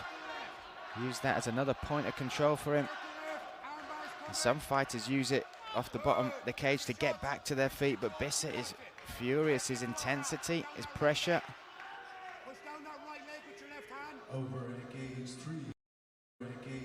Extremely impressive.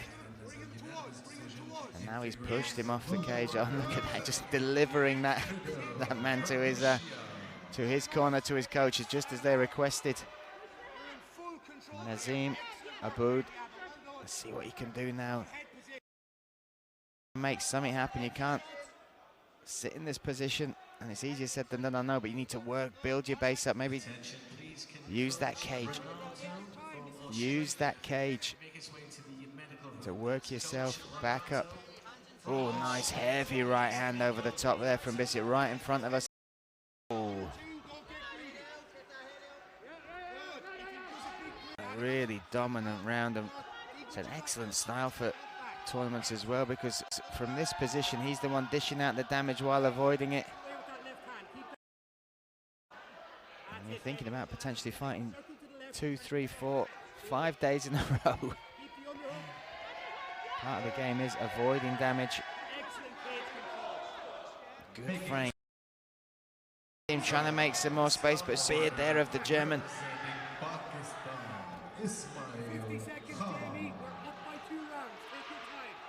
Now this for me is a much more definitive round. Still, maybe 30 seconds left of it. But straight away, early on in this round, Bisset was able to get it to the mat. He's controlled him from this position. Short shots, now trying to look to pass guard.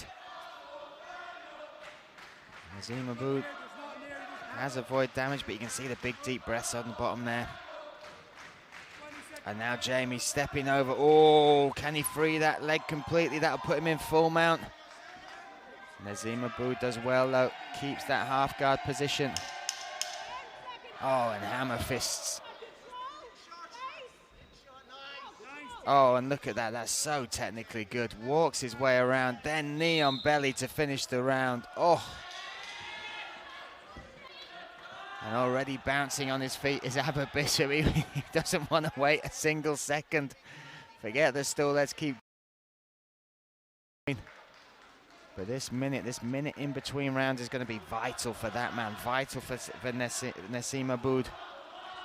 He's got to feel these 2 rounds down from somewhere. One thing he cannot do is get taken down early in this third and final round. Jamie Abbott-Bisset, he needs to find a way to maybe get the top position himself.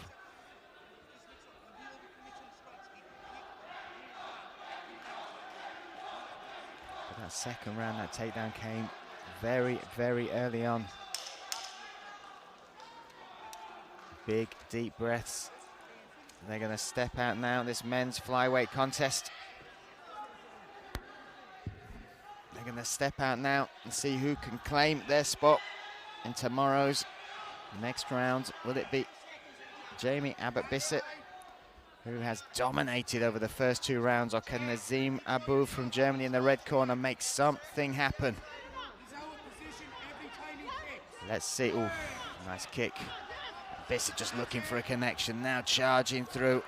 Nazim looking for a takedown himself. Nice whizzer there from Bisset, and look at that, just powers him down to the mat. Beautiful whizzer to defend the takedown from Nazim. And then strength, power, drives his man to the mat. Forearm back under the chin. And look, he's going to move him back to that position, which he worked so well from in round 1 and round 2, up against the cage. Corner are calling for that knee on belly, that knee slice. To go across, and he responds. Nazim avoids it this time. Nazim Aboud, this is Groundhog Day for him. Again and again he's found himself in this position, under this pressure, weathering this storm. And there you go. Oof, just as he steps across, Nazim recognizes the danger, traps that leg.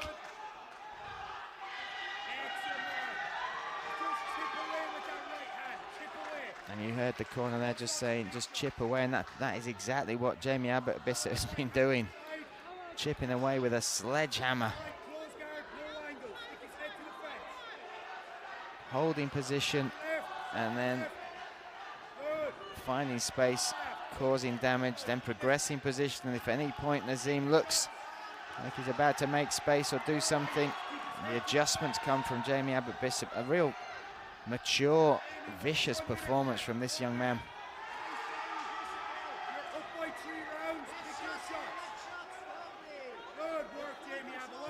And this is a miserable spot for Nazim Aboud. Oh, and now the shots. Can he get the finish? That would just be the icing on the cake. 50 seconds, 50 seconds. Oh, short shots again. And look at that. Frames, controls. Maybe a look for a submission from here, but no, just uses it to push that back, that head, back to the mat, back to the cage of Nazim Aboud. Jamie, 35 seconds. And now the clock just ticking away. Oof. The right hand comes, and his ground and pound from within guard is excellent. It really is. Some people struggle with that, but he makes enough space, picks the right targets, the right shots. Jamie, with 15 seconds. This is And excellent. over in 15 seconds. Final seconds now, last seconds of this round. In the red corner representing Mexico, Jorge Antonio Lopez. And there we have it, 3 rounds in the books, my goodness. Almost a picture-perfect performance there from Jamie Abbott-Bisset. Maybe the only thing it was missing was a finish, but my goodness. Didn't necessarily need it. Controlled, dominated, and pretty much destroyed his opponent, Nazim Aboud. It will go to the judges' scorecard, but I think this is an easy one for our judges. There'll be no judges sweating at this moment. The control were there, the takedown was there, and add to that the damage that he brought continuously throughout that 9 minutes. Strong, strong outing from this young man, and one to watch for sure in this flyweight division. And over on cage 2, your winner by unanimous decision. In the blue corner representing Ireland, Jamie Abbott-Bisset. Jamie Abbott-Bisset takes the victory. Moves on to the next round. The tricolour flies high once more. Superb stuff from that young man. Representing the Kingdom of Bahrain, Abdullah, and his opponent in the red corner, representing Israel, Yevgeny Shingaravsky. And entering cage 1 in the blue corner representing RMMAQ, Ibrahim Kartsoev. And his opponent in the red corner representing Tajikistan, Surat Hismatov.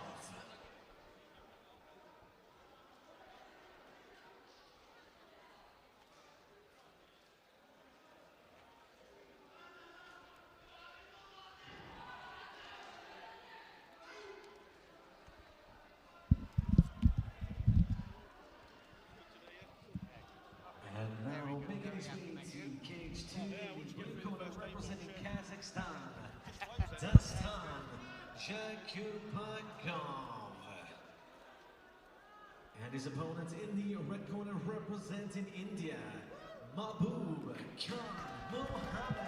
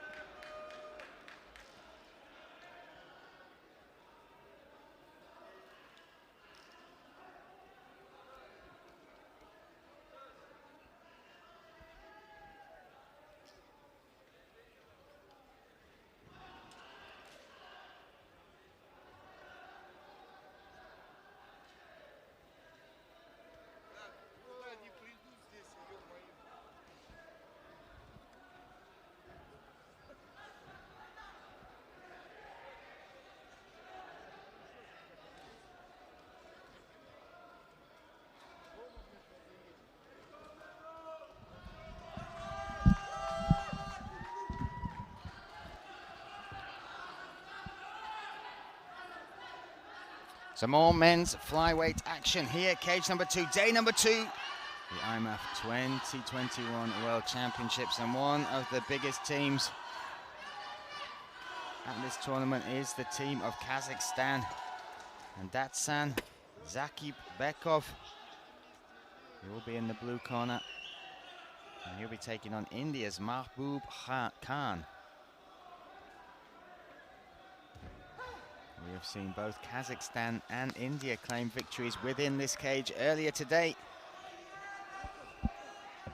which one of these talented young men will see their hand raised as they move on, or look to move on to the next round of the competition tomorrow. So here we go. Men's flyweight action. Datsan Zhakibekov from Kazakhstan. Boob Khan Mohammed from India. In the red corner, me, Brian Lacey, here in Abu Dhabi, the Jiu-Jitsu arena, which is alight with mixed martial arts all this week as it hosts the IMMAF 2021 World Championships.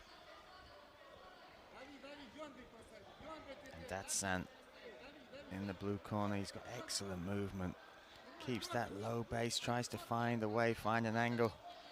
And Mahbub Khan Mohammed, I don't know much about his background in martial arts, but one possible giveaway is he's got quite a nice little cauliflower ear growing there on that left-hand side.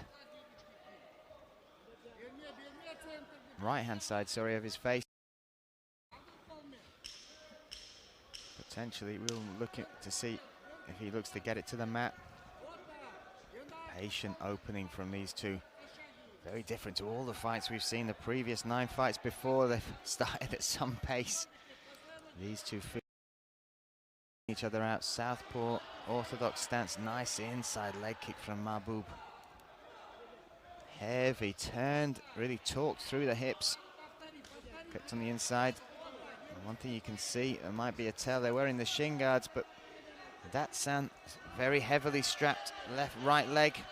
But in on the takedown attempt is Mahbub. Mahbub now pressuring Datsan up against the cage. Datsan makes space beautifully, turns around. Good reactive wrestling there from the Kazakhstan fighter.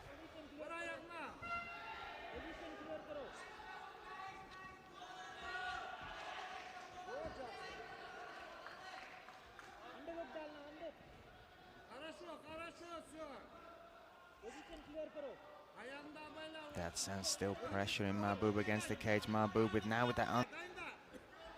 Into the center of the cage they go. Straight right down the middle, met by a smile by Mahbub from India. Oh, nice entry there. Good reactions once again from the Indian fighter, but Datsan now intent on getting this to the mat himself and does so brilliantly. Goes for the high crotch. It was Mahbub who was the first one to pull the trigger on the takedown attempt. But let's see what he wants, or what he can do off of his back here. Building his base very nicely. TKO jury in favor of the red corner representing Israel,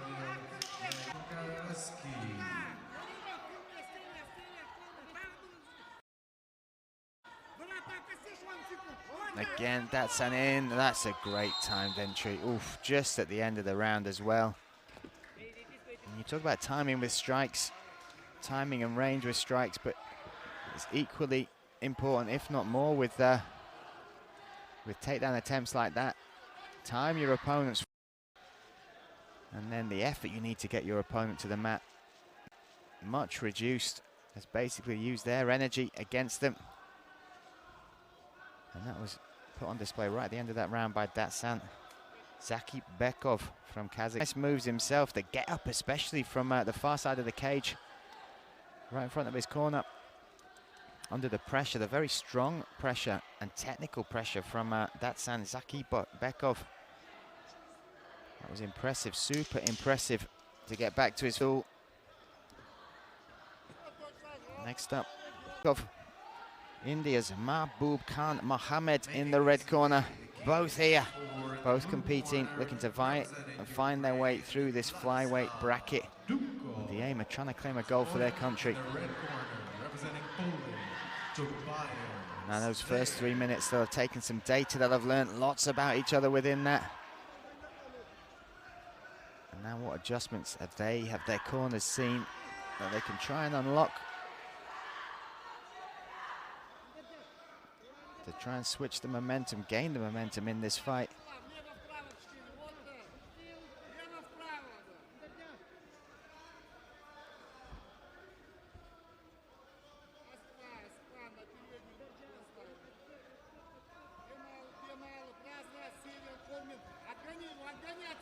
think Mahbub Khan will be slightly more cautious of it, is charging in with any attacks.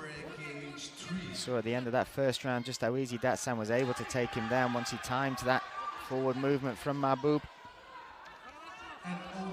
Oh, nice shots, sitting down on those combinations there, Datsan. And now timing the takedown. And it's high IQ stuff, it really is. Part of the game of mixed martial arts isn't just the weapons you bring to the table, but also how you can manipulate your opponent's reactions, how you can get them thinking about one thing and then you attack with another. And that's exactly what Datsan did there. Sat heavily on some strikes, show some nice combinations, moved forward, looked like he was about to throw more, got Mahbub thinking about that. And then as he was thinking about the hands, the level change came, and so did the takedown, and now Datsan finds himself in his top position with pretty much a minute and 10 seconds to play with. And Mahbub was able to get back to his feet in the first round, but now you add a bit of fatigue to that element. You can see Datsan doing very well, shelving that leg. You see he has his left leg up with it, his foot based on the floor with the right leg of Mahbub. Well, now both legs shelved, resting over his, and if they're shelved, you can't build a base from them. It's just good technique. Now he does it on the other side. Superb technical understanding. Oh, a nice right hand. Doesn't quite find its way through. Mahbub tries to make space, but as he does, Datsan holding onto that right ankle. Now he'll base his leg up. Final 10 seconds. Oh, now it's a heavy combination from top, and again, just eye-catching stuff. Really makes a mark. Very, very impressive indeed. Technical performance, mature performance, and it's just those little moments, especially that, just the awareness just at the end of the round. Final 10 seconds. Really make your mark, catch the judges' eyes, make it an easy way for them to cross. Who took that round? And as we move into round number 3, Mahbub Khan Mohammed from India. He has shown us some skill, but now he needs to really, really dig deep.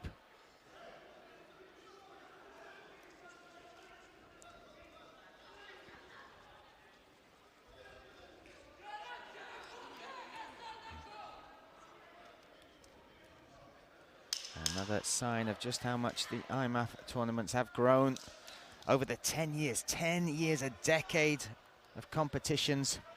He's just looking at the teams, the nations that have joined us. The highest rate of participation is this year. 56 nations, I believe, with 421 athletes coming to compete. They hug it out at the start of the round. And it's all about that healthy competition, love, respect, testing yourself on this stage against these talents, and seeing countries like India now growing, evolving, not just with the size of the team they're bringing, but the skill set they've got, and equally so with Kazakhstan. Known for their striking, their boxing. They do extremely well at the Olympics with their boxers. Obviously, Triple G, a talisman over there, but mixed martial arts has captured that country's heart, and you can see it in the young fighters and the talented fighters, just like Datsan Zhakibekov. Look how technically good he is. His understanding of range, the combinations. Look at that, steps outside, mixes it up to the body. Switches stances, fluid stuff from somebody who has probably only been training for a small amount of time in comparison with the potential length of time that they could be on this journey for. Keeps going to the body here. Datsan though fakes upstairs, goes for the body, and now let's see if while he's got Mahbub thinking about the hands, can he go for a takedown? Mahbub though showing he's got some power himself. The right hand, oh, comes across. This time he's able to defend. Good work from the Indian fighter. Second attempt comes in. This time Datsan in on a single leg. Can he complete this? Can he get the takedown? Oh, nice. Elevates, trips the standing leg. Now potentially can finish this in side control. Side control.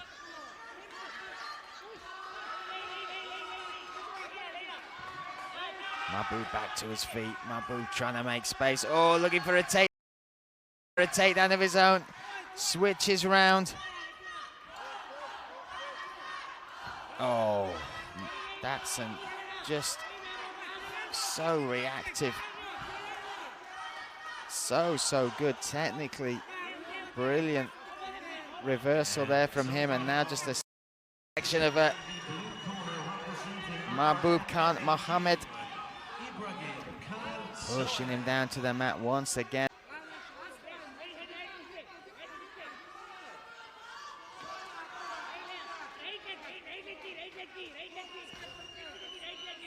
We will see if Kazakhstan will claim yet another spot in tomorrow's round. Final 10 seconds here of this contest.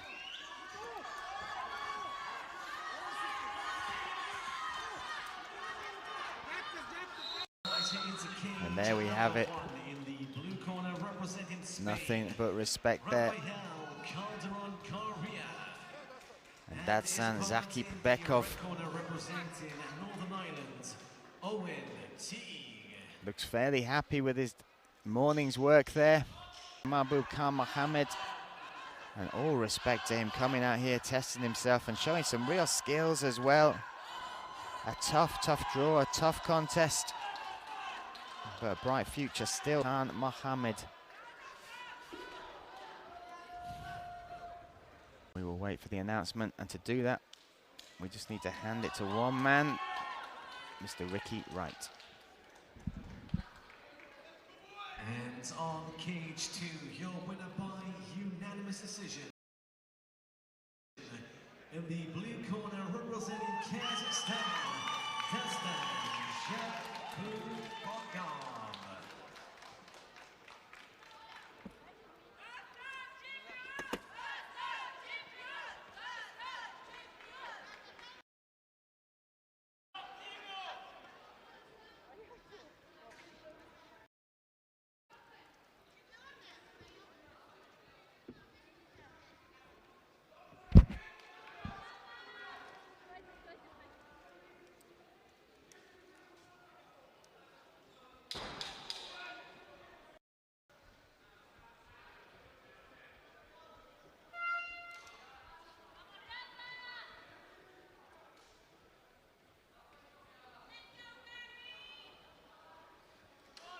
And now making his way to cage number 2 in the blue corner, representing Ireland, Rooney.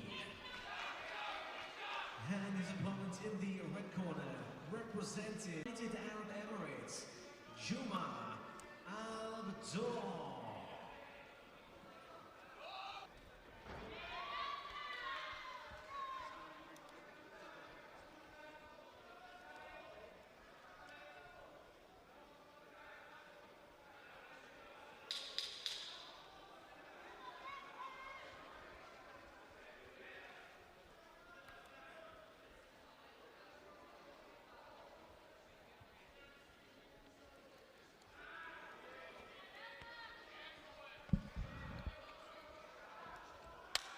So next up we have the last of our men's flyweight opening day contests here in cage number 2, day number 2, the IMMAF 2021 World Championships. Ireland's Gary Rooney takes on the UAE's Juma Al-Dor.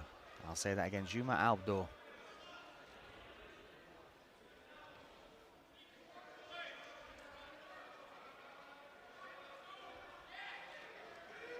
We have seen Ireland claim victory in this cage earlier on today. Superb victory from Jamie Abbott-Bisset. I'm sure Gary Rooney will be looking to emulate that, to build the momentum that the Irish team is gathering at this tournament. A phenomenal amount of talent. And then you look at the coaching as well. None other than John Kavanagh in the corner alongside Paddy Hoolan. Two of Ireland's most impressive and successful coaches and fighters.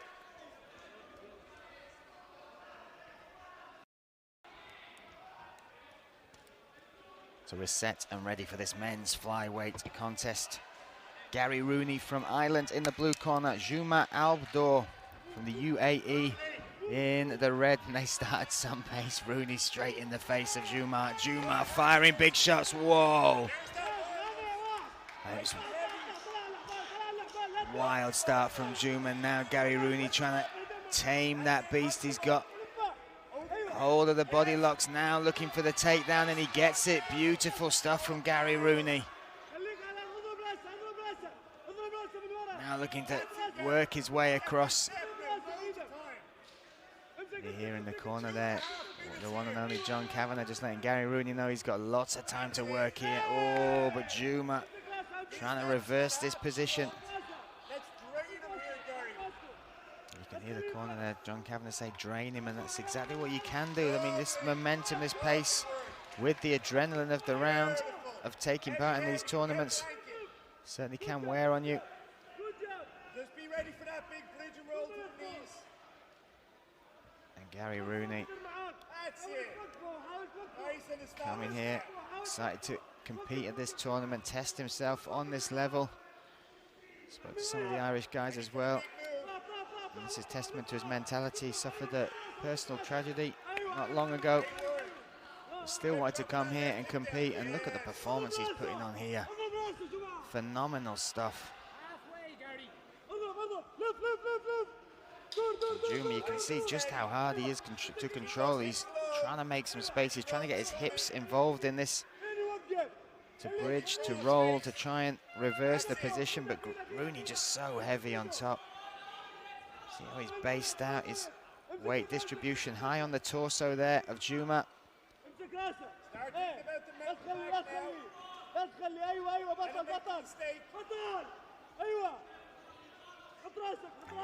Nice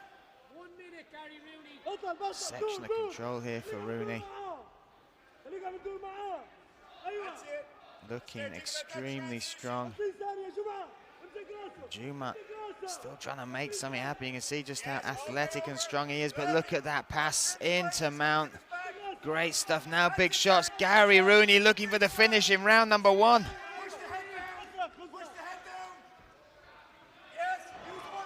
Oh, framing, posting, big ground and pound here. Juma is having to weather a storm. Boom, another big shot comes down. Oh, looking for the armbar, maybe looking to switch over. Gary Rooney, can he get the submission finish? The final 10 seconds coming in. Looks like Juma will survive. But my goodness, he had to weather an Irish storm there in the form of Gary Rooney. Wow. Brilliant, brilliant start. And just before that round kicked off, you can see there John Kavanagh in the corner, Paddy Houlihan as well.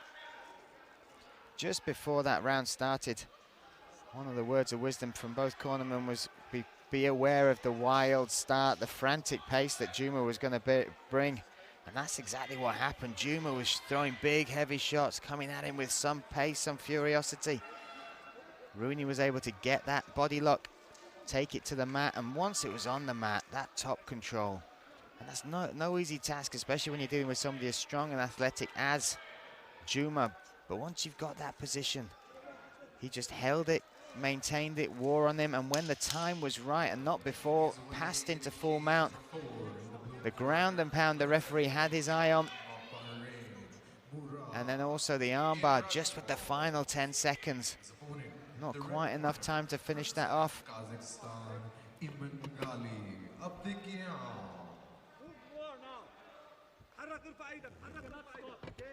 So the cage door closes and round 2 opens up. And here comes Juma in the red corner from the UAE. Big hooks. Gary Rooney wise to them, catches the leg. Ooh. And you can see Juma has got some urgency now. He doesn't want to get caught by that. Oh, the right hand looks like it's connected, but as he drops down, Rooney catches, connects. And now in the center of the cage has this top position once more. And it's a mirror image of that first round, weathering that storm. The wild, dangerous strikes as well of Juma, finding the opportunity to connect. Once he did get that opportunity, he took it. Oh, maybe setting up the head and arm here. Juma aware of it, pulls that left arm down. Look at the work with the legs there, the weight distribution to mount. I mean, it took him a long time to get that in the first round. The second round now, into mount. Heavy on top, his weight distributed high on the torso there of Juma.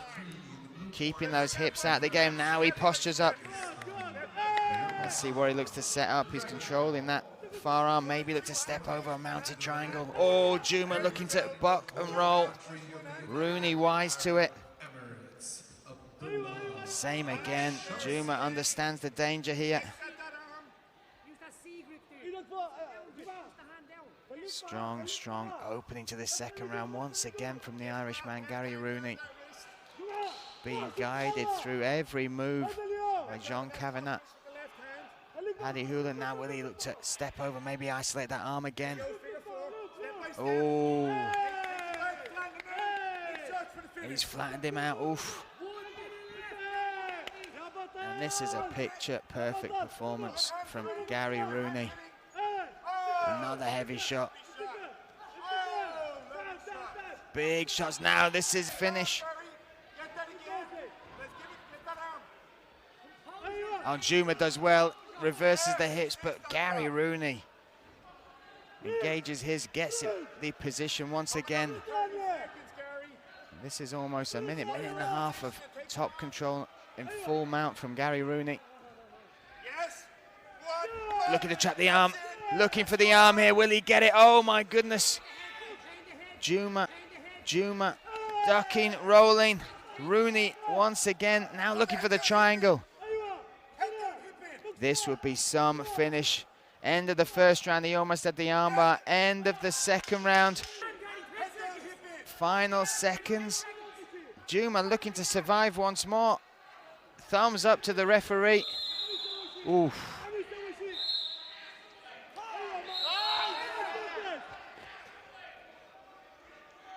Oof.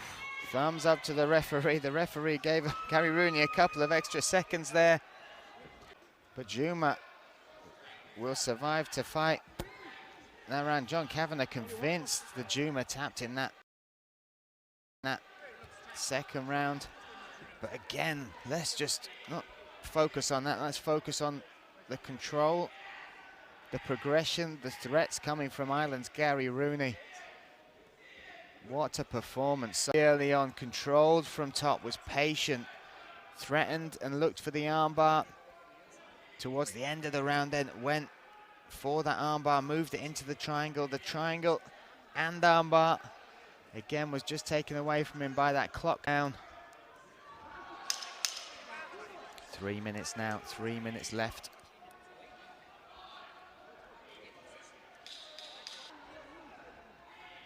And once again, I'm sure we will see Juma step out.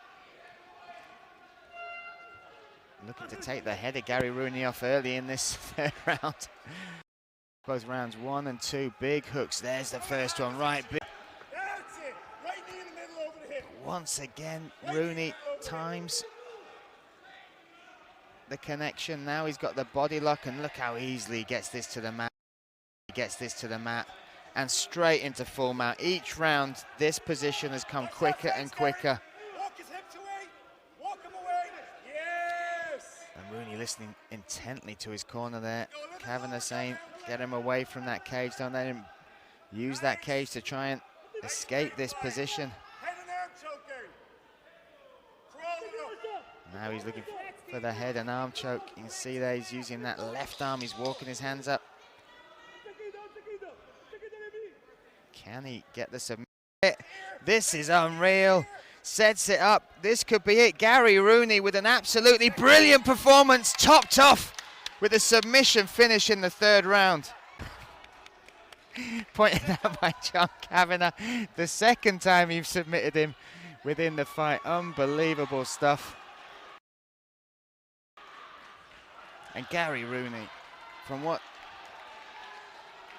the people have told me about what's going on outside the cage in this young man's life and the journey he's been on, to put in performances like that, you can see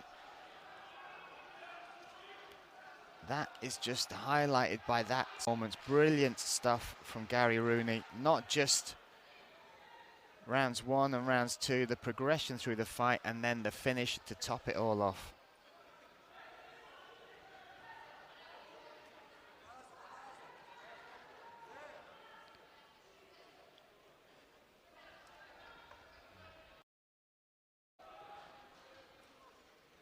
We will just wait for the moment.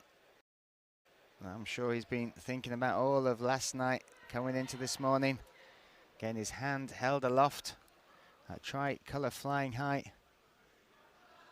Over at gauge number 3, this fight ends with a guillotine choke. But there will be business to deal with tomorrow as well. Decision in the blue corner representing Spain, Rafael Calderon Correa.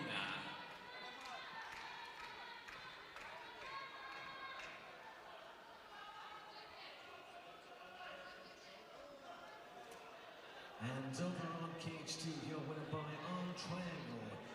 In the blue corner representing Ireland, Gary Rooney. And there you have it. That's the moment he has been dreaming of and he has earned in full. A superb performance, a statement performance with a submission finish from Gary Rooney, round number 3, that moves him on forward in this tournament.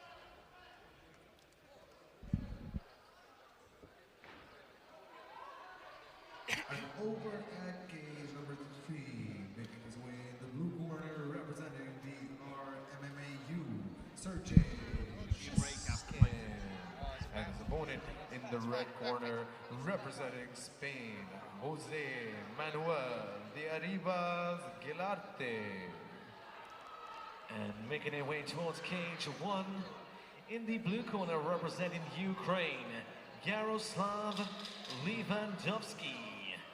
And his opponent in the red corner representing Sweden, Oskar Yaskari.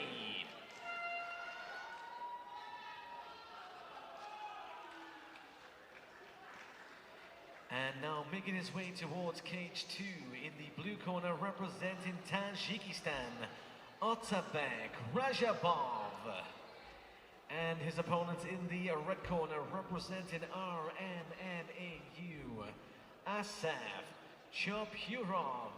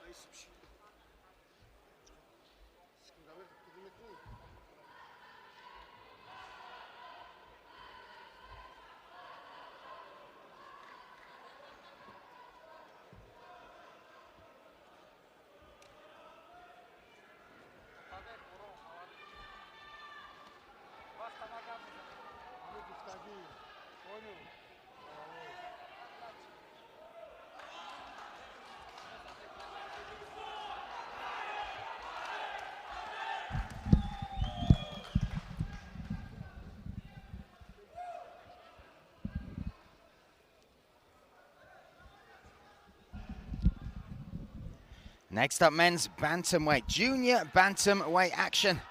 We have Otabek Rajabov, Tajikistan, in the blue corner, taking on Asaf Chupurov from the RMMAU. This is certainly one to watch. Two huge talents coming from both teams. Rajabov from Tajikistan in the blue corner. Asaf Chupurov from the RMMAU in the red corner. Me, Brian Lacey, calling the action of this junior men's bantamweight contest. Straight away, Otabek in, looking for the takedown. Otabek as well, potential newcomer of the year, junior bantamweight, Open and World Cup champion. He's the only athlete to win 2 titles, 2 gold medals this year. Well, in 2021, I should say. And right now, he's trying to deal with the grappling of Asef Chupurov. Chupurov on the back now. Cinched, very tight up there, not loose, not too high up, but can he maintain this position? Making Otabek carry his full weight. This would be some debut from him. Oh, he's got it under the chin. That's dangerous now. Otabek cannot let that right hand go. You can see how desperate he is trying to hold on to that. That is right under the chin. This would be a scalp. This would be a phenomenal performance. One-handed, you can see Chupurov trying to claim the neck, the victory. Oh, drops, rolls. Squeezing on the neck. Now he's got it round. But that's it, Otabek has turned it around. Phenomenal stuff. Composure right in the face of danger coming from Otabek Rajabov.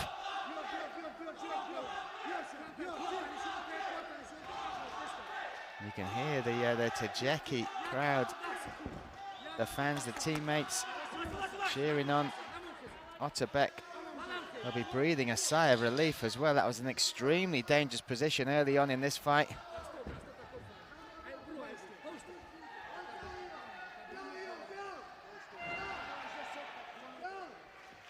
Chupurov looking for the takedown again. That is nice work. Fed that leg round the back. Now once again, you've got yourself a Chupurov backpack. Otabek this time stopping the legs, cinching up, holding them up. He'll use that to turn inside. He needs to throw that left hand over the head there of Chupurov. Oh. This is some tussle and some pace they have set out at. An awkward spot as well, some short shots coming from Chupurov. Now he bases out, still holding on to that leg. Now he's let it go, is Otabek. Final 10 seconds of this first frantic round. Oh, big shots to finish it off from Chupurov. And a little look, a glance as they separate and go back to their corners. Now listen, like we said, potentially Athlete of the Year, World, Junior and Open champion is Otabek Rajabov, sorry. But taking on Chupurov over there from the IMMAF team, and my goodness. There were some questions asked, particularly that twice we saw Chupurov take the back mount. Representing Ukraine, Ivan and his opponent in the red corner, representing Germany. And a potential 2 further rounds to go.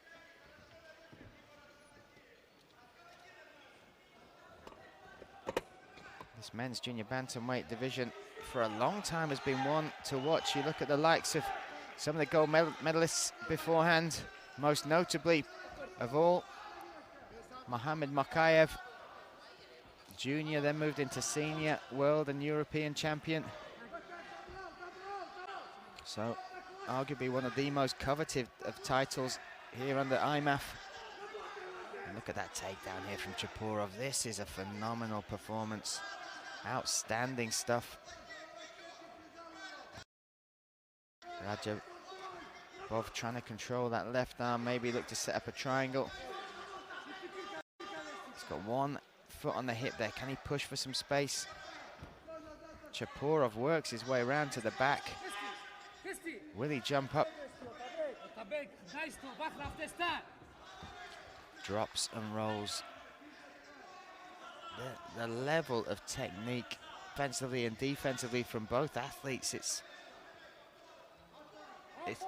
spectacular, especially when you take into account how young they are.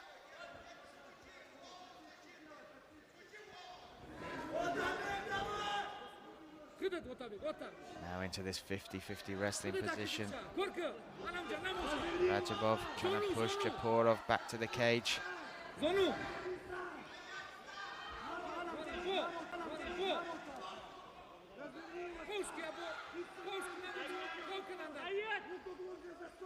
for a takedown of his own. He's in on this single. Straight away with the switch. Did you see that? Even before he dropped to attempt the takedown, the switch, the hands were fed under by Chupurov. Roll. And now take this top position. Otabek Rajabov has yet to taste defeat. 7-0 as an amateur. And as we said, has claimed both open and world titles.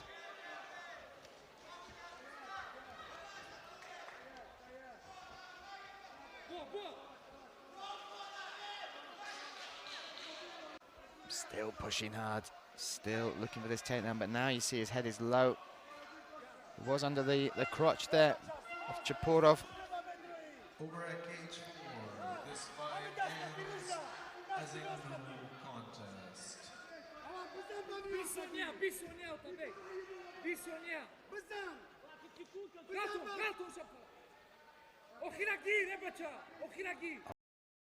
Make this happen. Wise to it, reacting to it brilliantly once again is Asef Chupurov. This is a closer round. This will be interesting how they score it. Potentially it could see us going into round 3 with a round apiece.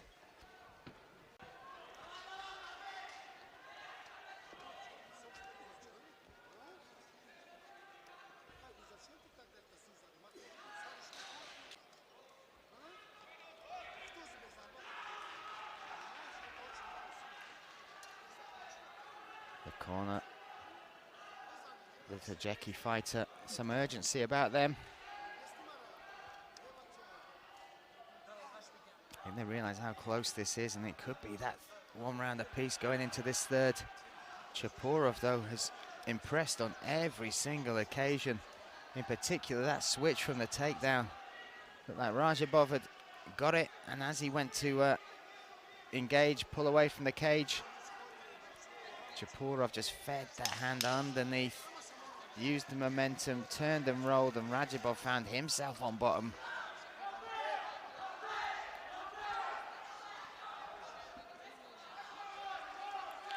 Third round, here we go. Wow. Good. Chupurov, his teammates in the stands trying to make themselves heard over the fans of Tajikistan. And he's itching to go. The referee has to push him back twice. Off we go. This will be one hell of a scalp, one hell of a name, should he be able to take it. But Rajabov will have something to say about that. Rajabov in the blue corner, Chupurov in the red. Me, Brian Lacey, on the edge of my seat as we move into this third round. Oh, left hook just misses. Just misses for Rajabov. This is a game, not of inches, of millimeters between these two. Chupurov pushing forward, nice right kick there, but then Rajabov looking for the takedown. Turns him around to the cage in front of his own corner. He's really struggled to complete a takedown, but he has had some control from these positions. Chupurov looks so strong.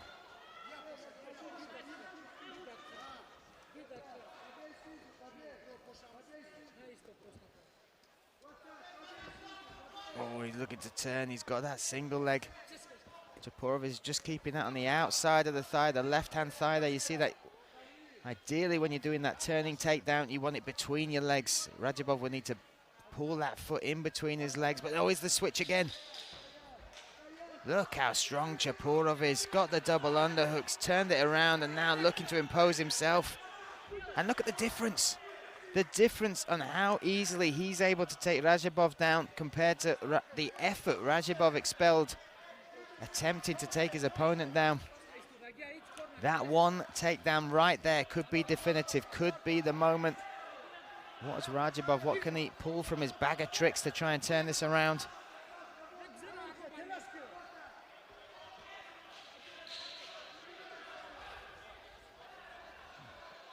And again, this men's junior bantamweight title really is one of the talismans here at IMMAF.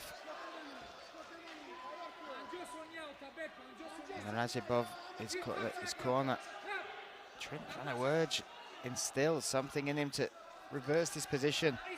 The referee, though, saying, show me more action. Oh, Chupurov might switch for the head and arm. If he can get the finish here, that would be unbelievable. Pushing off against the cage.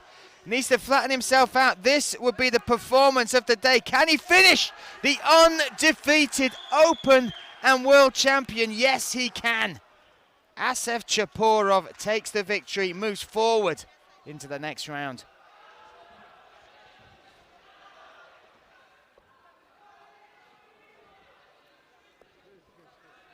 And from start to finish, impressed and surprised, not just us in attendance watching back at home, but the team of Tajikistan, Otabek Rajabov. A real rising star, and he will be back, we know this. But when you look at somebody who's just risen to the occasion and whose name we'll be looking at on the match sheets from tomorrow, Asef Chupurov has just done exactly that.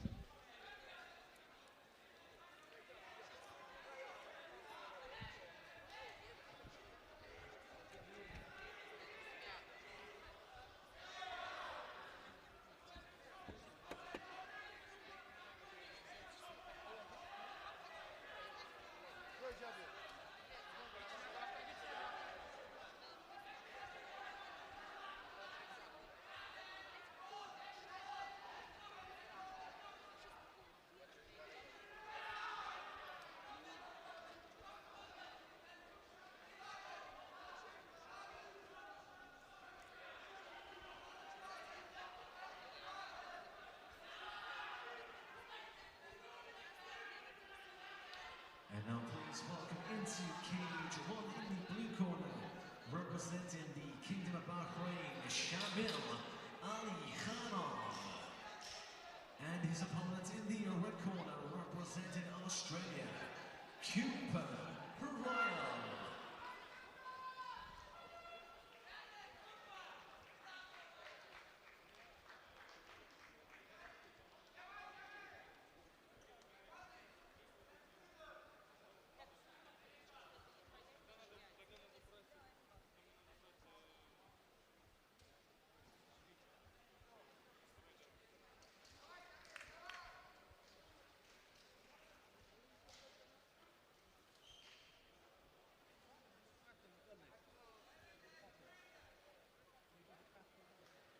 And now making his way towards cage 2 in the blue corner, representing Spain, Steven Alexander Tichicuro Benavidez. And his opponent in the red corner, representing Kyrgyzstan, Shakhikov.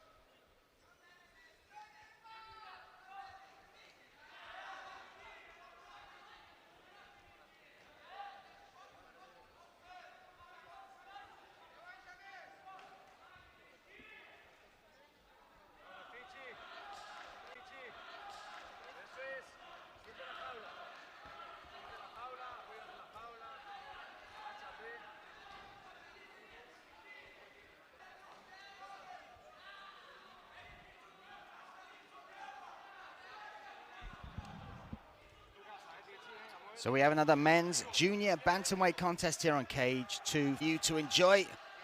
What a day we have had so far. We will have 4 more fights, including this one, and then a short break before we enter the afternoon session, which will take us all the way through the men's featherweight, lightweight, junior lightweight, welterweight, junior welterweight, middleweight, light heavyweight brackets to see who will progress further in this tournament. But right now, we have Spain versus Kyrgyzstan. Alexander Teixeira Benavidez from Spain in the blue corner will take on Kyrgyzstan's Khalil Ibrahim Aliyev. Look at the intensity in the eyes of Aliyev.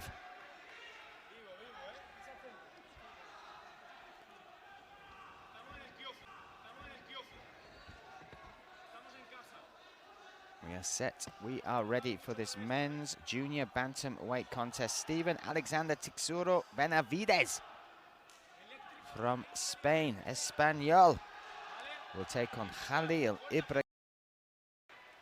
Spain in the form of Benavidez in the blue corner. Kyrgyzstan in the form of Aliyev in the red. They touch gloves and we go. Instantly you can see the height and reach advantage for Aliyev from Kyrgyzstan.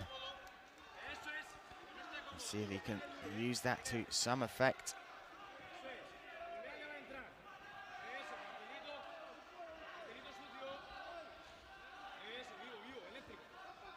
Lots of feints coming from the Spaniard Benavidez.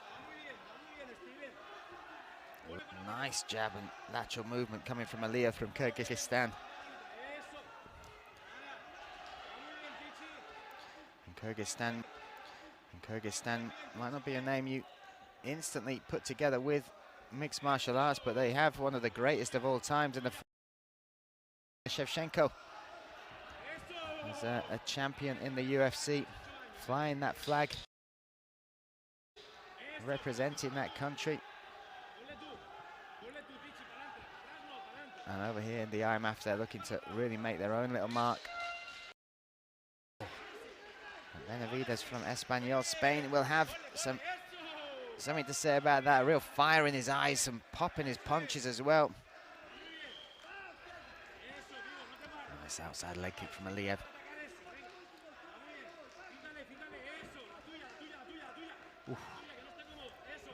Oh, that overhand right from Benavidez just missed the fight from Benavidez. Just missed the face there.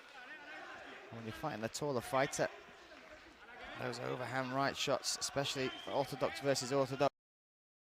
Takes this shot, using that scary stare now, still walking him down. Look at that. I think he's having fun. I'm just guessing. So far from Aliyev, what you're seeing is a much more technical game, using his at that range, that jab in particular. He jabs, then he moves to the side, lateral movement, never goes backwards in a straight direction. And right, there's a smile on the face from Aliyev, but I'm not sure he enjoyed that as much as he was trying to let us know he did. But again, that's the shot, that's the money shot. When you're dealing with a bigger fighter, and again, you see Benavidez just missing, just glancing that 8-ounce glove across the cheek, the chin of Aliyev. Culmination of strikes, you'd have to say, through the jab, the short kicks, ooh, of Aliyev. Number-wise, you'd have to say the Kyrgyzstan fighter would have more on the board, but when you're talking about effective, significant strikes, without a doubt, that overhand right that connected clean on that left side of the face of Aliyev, that was the most significant strike of the fight.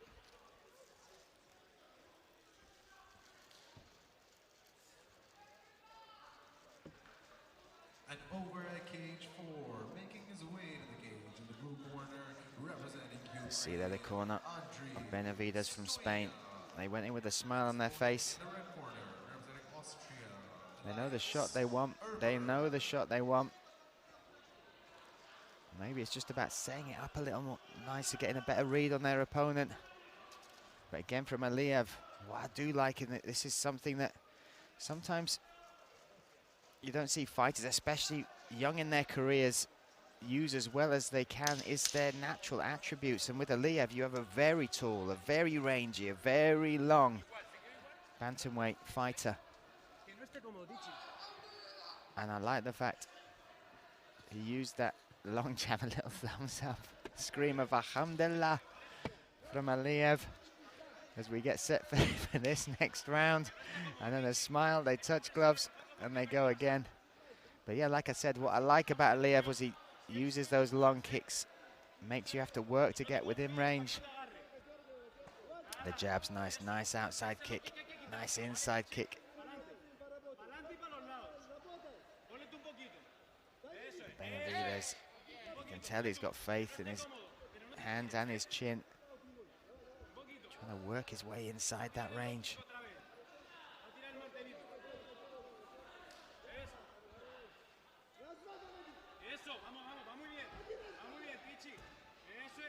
Still that long jab just snapping out there from Aliyev. Just keeping that bull-like motion. Oh, and there we go, a nice combination. Straight 1-2 from Aliyev. Then the exit, and it's that's it, which is nice about his striking. Doesn't get greedy, takes one, takes two, doesn't take three, but he just ate one then as well. Now Benavidez circling, closing the distance a little more now, looking for a takedown potentially. Aliyev looking to defend it.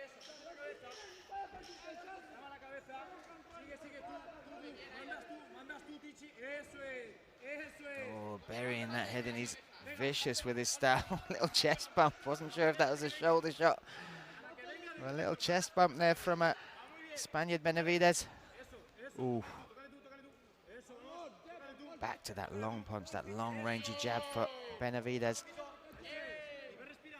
Oh, dig to the body, but eats a left hand this time. You can see that marked up the face of Aliyev. And that's forced Aliyev to look for the takedown. Benavidez, wise to it, savvy to it, shrugs it off. Oh, Benavidez checked his nose, checked his face, and as he did that, that was the mark for Benavidez to charge in with another big left hook. You feel like the pressure is starting to wear on Aliyev. It feels like a switch in momentum within this fight.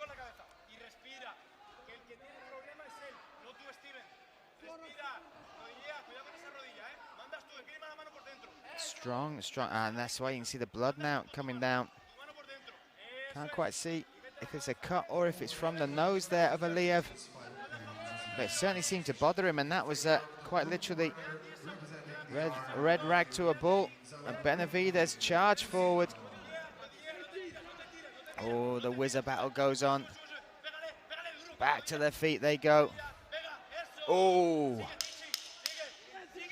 Finishing the round with a flurry, both fighters.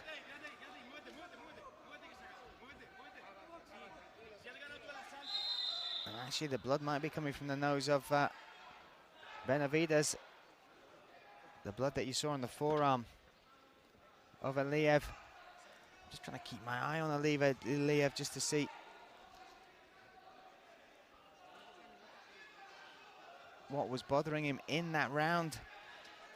He did something, and he looks extremely tired. The demeanor in the corner, hunched over, big deep breaths. A strong, strong second round there from Benavidez.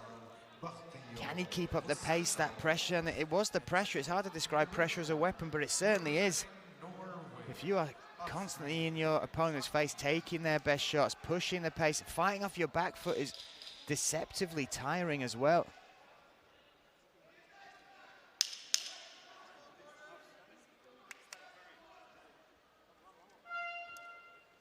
Both off their stools, both set and ready for this third and final 3 minutes of this men's junior bantamweight contest.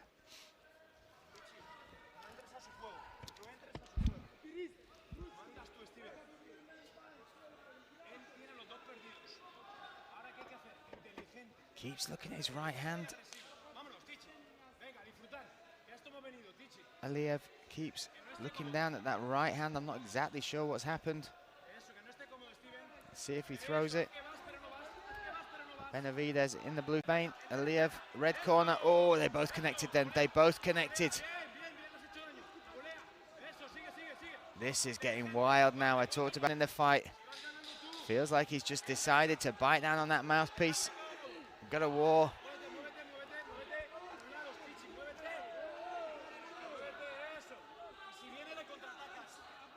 All to play for in this third round. You do feel it could be around the piece. This time it's Benavidez that circle steps in. Straight shots though. That was nice work from Aliyev. Really looked like he wants to make it. Wearing some marks though. The right hand side of his face. Used to be a little cut on the eyebrow. Oh, he's eating a big shot there.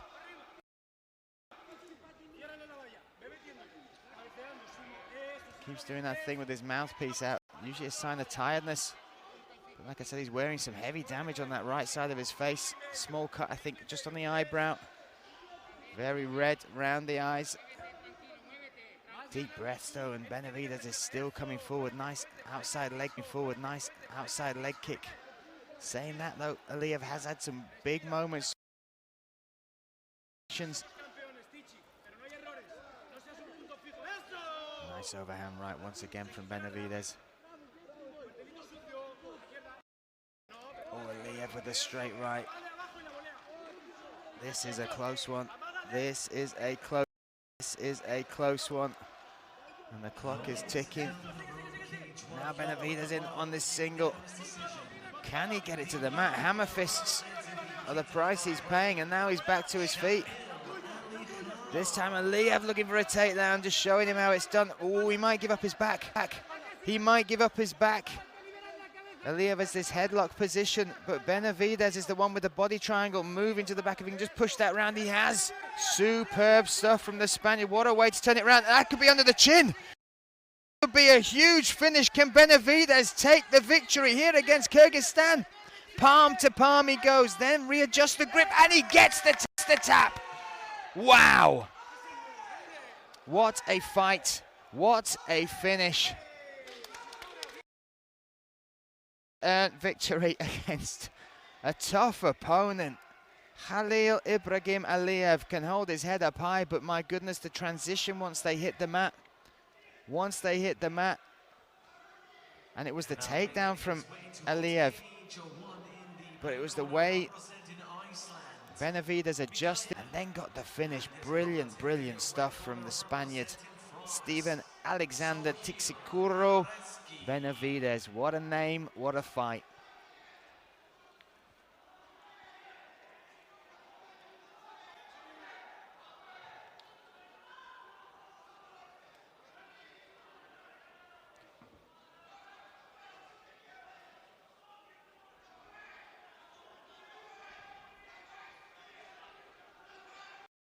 Time now to announce it. Let's get that Spanish flag flying high. We need one man, a Welshman, to do that. Let's hand it to Ricky Wright. And over on cage 2, your winner by representing Spain, Steven Alexander Benavidez.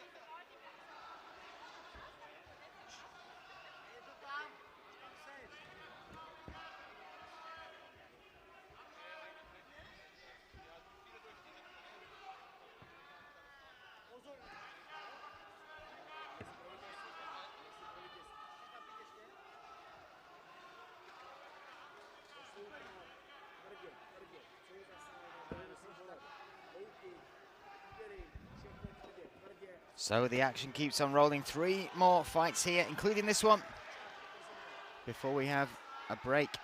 And then we move on into the afternoon section of day 2 here on cage number 2 of the IMMAF World 2021 Championships. This bout is a men's junior featherweight contest, which sees the Czech Republic take on Tajikistan. Yinrik Unga from the Czech Republic in the blue corner takes on Jakubov from Tajikistan in the red. Me, Brian Lacey, here in Abu Dhabi, the Jiu-Jitsu arena, calling the action. What a stage we have set. What a day it has been, and straight away wasting no time. Oh, a little clash of heads there as they came in on the entry. Yindrik Unga from the Czech Republic looked for the takedown. Jakubov has managed to turn it around. He's already tied those legs up.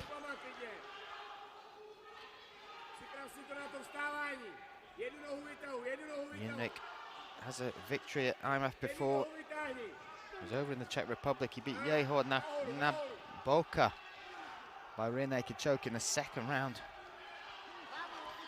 But right now he's having to deal with that top pressure from Jakubov. Working his way back, legs back into the game. Nekruz, heavy top pressure, looking to try and pass. Still in half guard. But this top pressure is very strong.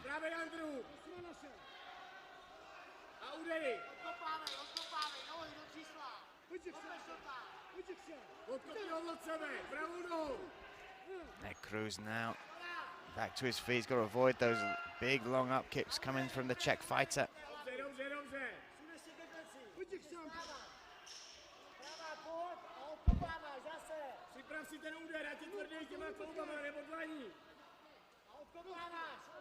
Oh, big right hands coming down. Yinrik finds a way back to his knees, back to his feet.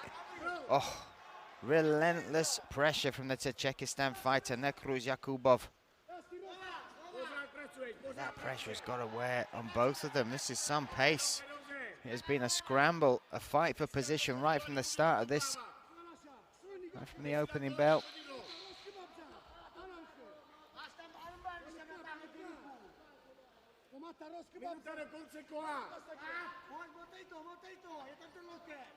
Oh, and now he's looking to take the back. This is great work here from Yindrik Unga. Working, will he work for the armbar? Trying to feed that across. He's got to get that right leg. Now he maybe has the omoplata. Can he sit up? Oh, and using it for a reversal. But now he's got to be wary of the triangle. Nekruz Jakubov. Can he cinch this up? He's got his own hands trapped already round. He might switch for the armbar himself. Oh, he does. And now for the triangle, back and forth. This is a phenomenal technical battle between the two. Position for position, changing the angle now is Nekruz Jakubov. Can he get the finish? Oh, in survival mode, giving the thumbs up is Yindrik Unga.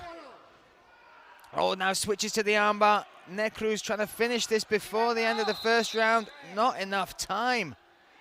Brilliant technical stuff. An absolute chess match of limbs, will and might between these two.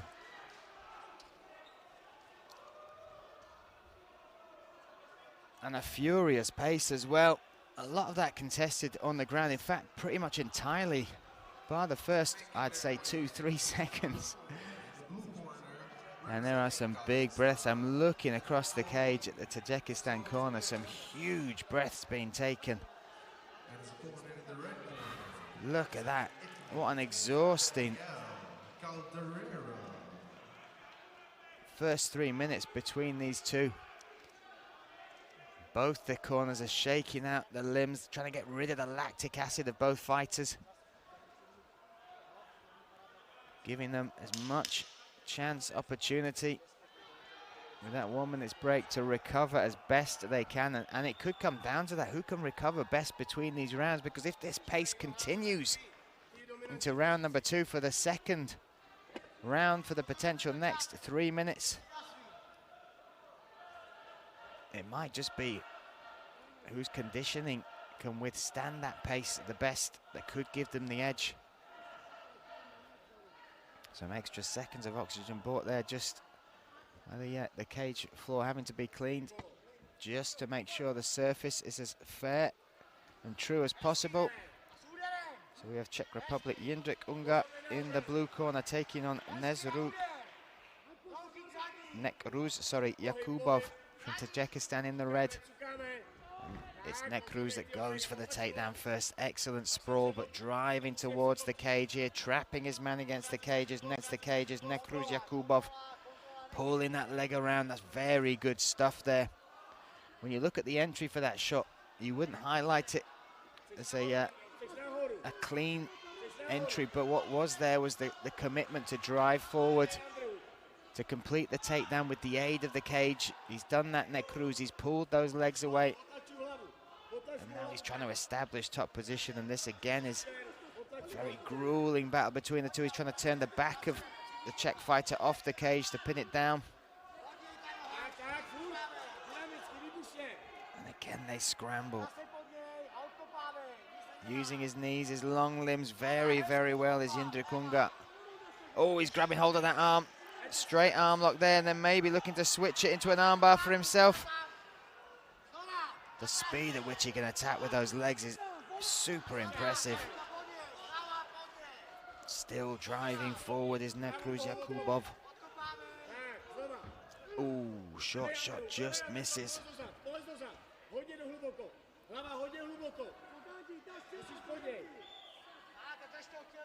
And you can see Jindřich Unga trying to take the back, or trying to lock up a submission from this position.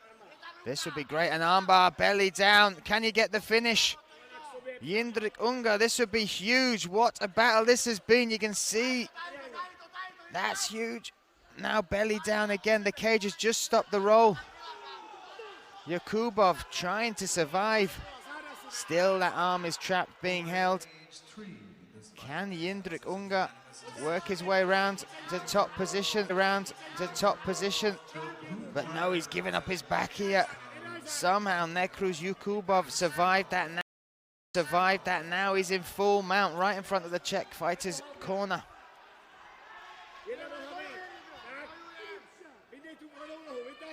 Full mount here, Nekruz Jakubov. And Juma trying to force his way over, he has done. Got to be careful.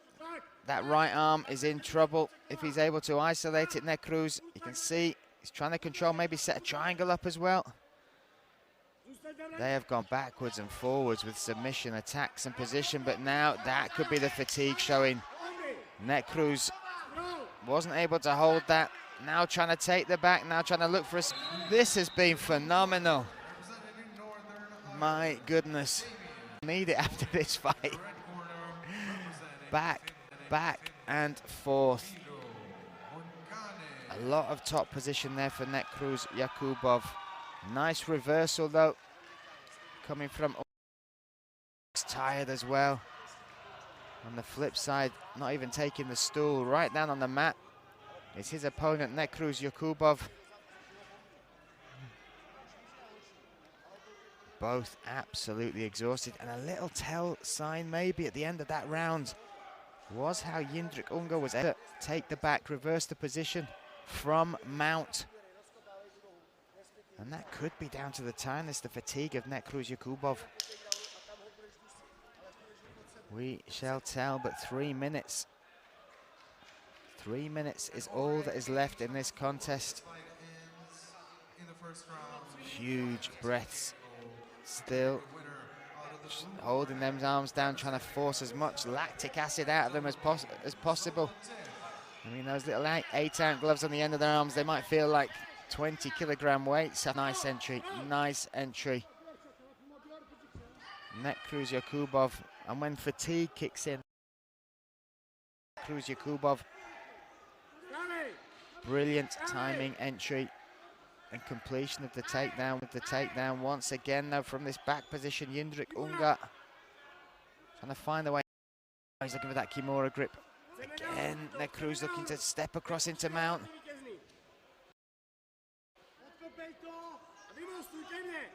He's in that half guard, but he's got good control from this top spot.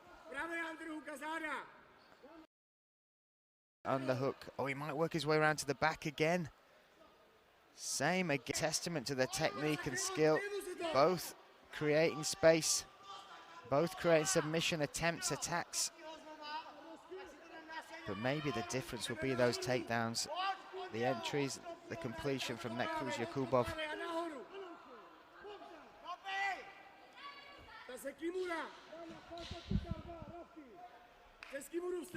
More pressure coming now. You heard the corner there from Jundrik calling for that Kimura submission. Jundrik tried to oblige but wasn't able to. Now Negron stepping on that left arm. This is a strong round. Out of the two, I'd have to say he looks like the tiredest stepping into this round. But this shows what it means when you have to dig this deep into your soul, into your will, to keep fighting at this pace. I mean, this is certainly a fight for whoever moves forward. They're going to have to really use the rest period well to recover as much as possible. And look at that now, grapevining, snaking like an anaconda, working his way up the body is Zhakibekov.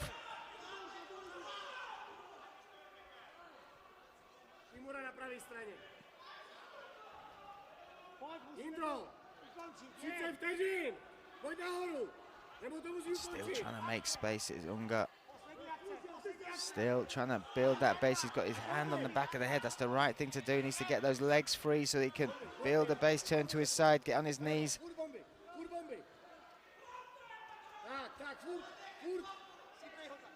Still Negron's though, relentless pressure. It is something to behold. Final seconds of this round, a round that both of them will remember, a fight that both of them will remember, be etched within them for a very long time. Unga first to his feet, raises his hands. Zhakibekov still sat.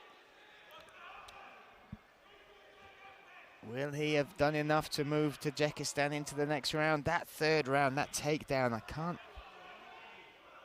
I struggle to describe, and I know that's my job, describe just how impressive, when you are that tired, how impressive it is, and how instinctive and technical a takedown like that is to complete on somebody as good as Ungar as well. Will that be the difference? We shall find out. Let's hand it to Ricky Wright. And over on cage 2, your winner by unanimous decision in the red corner representing Tajikistan, Zhakibekov. And there we have it. Zhakibekov takes the victory, but I tell you, Unga can hold his head up high. Plenty of talent, potential. And this is just the beginning for that young man. But tonight, Tajikistan will move Zhakibekov into the next round.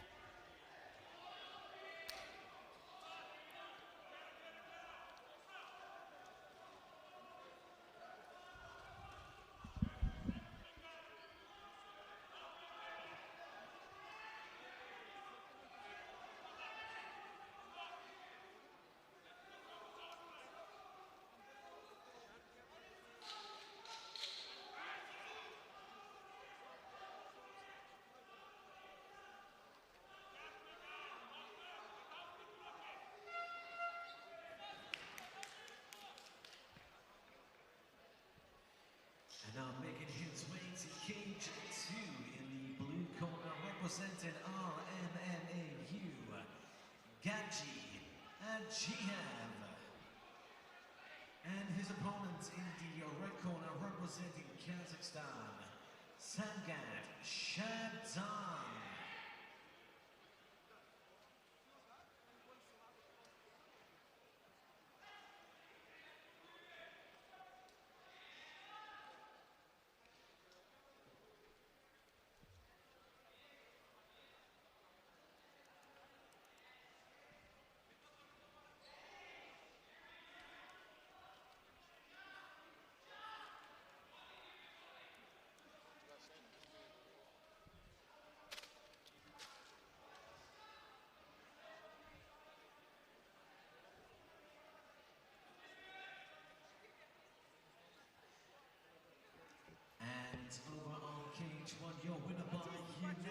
decision. In the red corner, representing France, Suhail Arezki.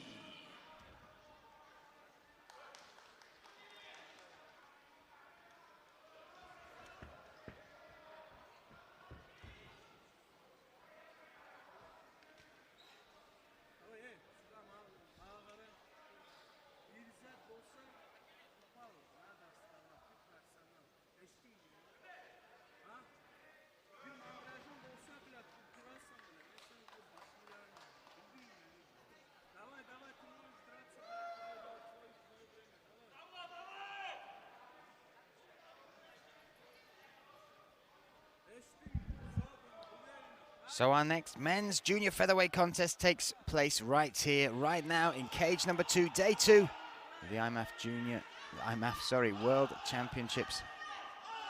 We have RMMAU taking on Kazakhstan. We have Gaji Aliyev in the blue corner taking on Kazakhstan Samgat Shabdan in the red corner. They touch gloves. Oof. Both these teams brought a huge amount of athletes with them. The RMMAU team suffered some losses due to COVID, with people not being able to come and compete, but still a very strong team. So this is a great start from Samgat Shabdan. In on that body lock clinch, looking to get that takedown. Oh, the referee almost had to warn that. Good recovery, good athleticism from Aliyev. Still the attack for the takedown. Progresses now, he's 50-50 position.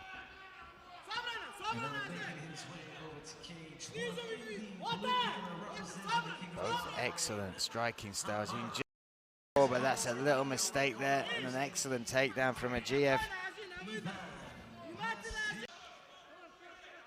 Shabdan not willing to give that up though. His neck still got to be cautious of, but now he drives Aliyev back to the cage. Nice big takedown there from Shabdan. That is super impressive. When you look at the two of these, you'd say Aliyev would be the stronger. He just looks thicker set. But don't judge a book by its cover. Shabdan, very excellent technique as well from the Kazakhstan fighter.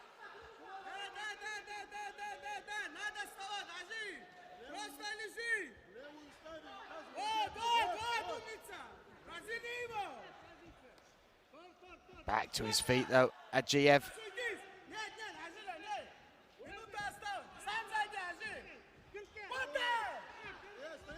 Oh, and again Shabdan with the takedown. Nice ankle pick.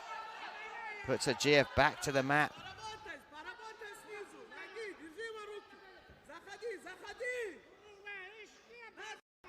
Still from this position, you can hear the corner from the RMMAU. They won't work. Rabota, they say.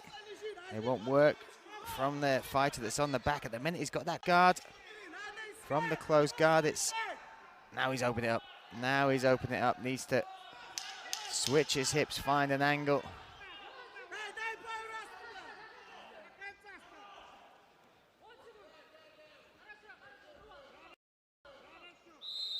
End of round number 1. Oof, technical round, impressive round. Maybe the takedowns being the difference within that.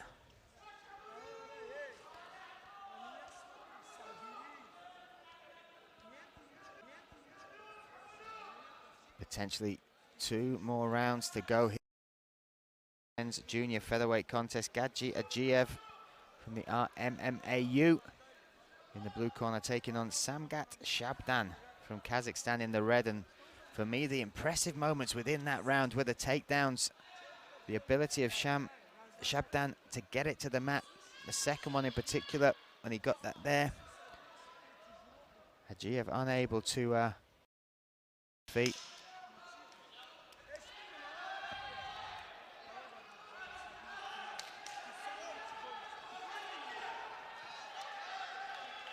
Second round, second.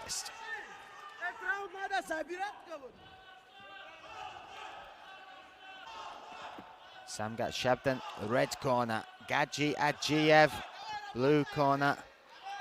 Let's see what adjustments we will see, especially for the RMMAU fighter. But now urgency, the whizzer there over the right arm from Aliyev, brilliantly used to get back to his feet. That's the moment, that's the difference. We didn't see that in the first round. Now there's another shot from Shabdan. Again, good reactions from Aliyev.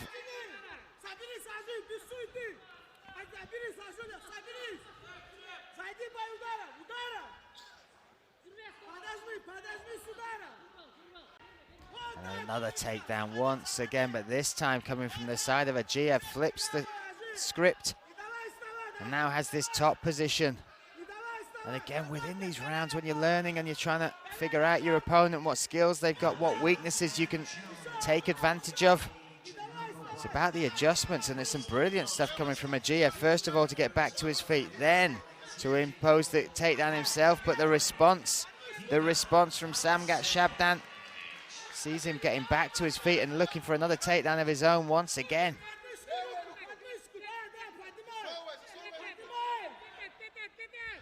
Ooh, Aliyev fighting hard to stay to his feet. Samgat, he could take the back here. Oh no, his right leg is in between the legs there. He might switch that round. There we go, you see him now, that's behind the hips. Now he can work from here. Aliyev doing the right thing, putting the hand over, trying to turn back into his opponent, but as he does that, again, real good technical understanding there from Shabdan. Now he's the one inside control. And these sort of moves, especially when you see Aliyev, he was able to turn it around, able to get a dominant position himself. But then mentally, you've got to think, how much is this wearing on him? Not just physically, because Shabdan responded, got back to his feet. Not with ease, but once he got back to his feet, now it's him with the takedown again. Still, Aliyev finds a way. Let's see if Shabdan now works his way around to the back. You can see Aliyev understands that. The referee calling for more action. Oh, Aliyev looked for a little switch there. Try to feed that arm through and under between the legs and reverse that position. Again, that takedown. It's been the same 2 or 3 times within this fight. Final seconds of this second round. Oof.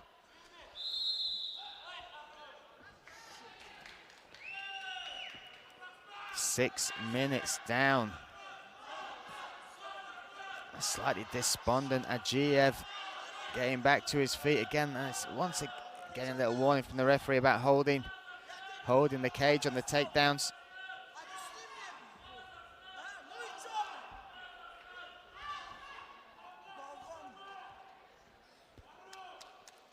And there's some urgent words coming from the coaches of the RMMAU representative, Aliyev. I think they understand it could be 2 rounds down now. 2 rounds down, not what they were expecting. But that skill set from Samgat Shabdan, it is relentless. Third and final round here in this men's junior featherweight contest. Final potential 3 minutes.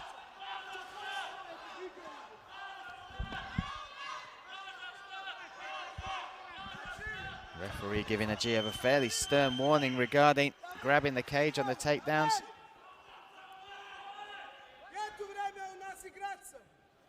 Off we go. Shabdan in the red corner from Kazakhstan. Aliyev in the blue corner from the RMMAU. Oh, and there's some drive and commitment there.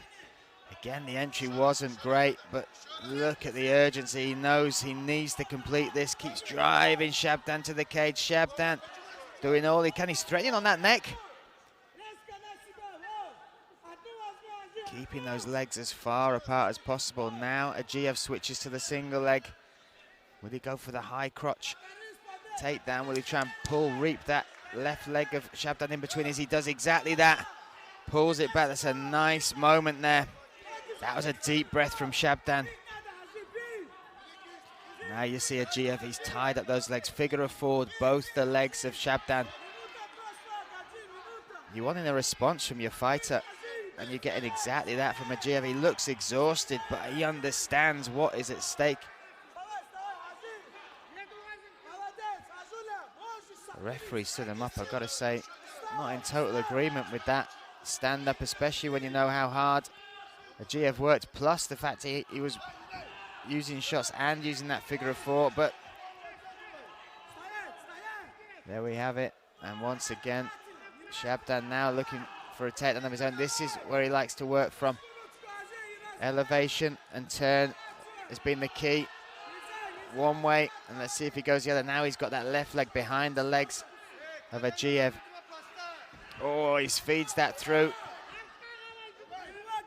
And now steps over again. Oof. Great work from Shabdan. Now what can Aliyev do? Can he dig deep?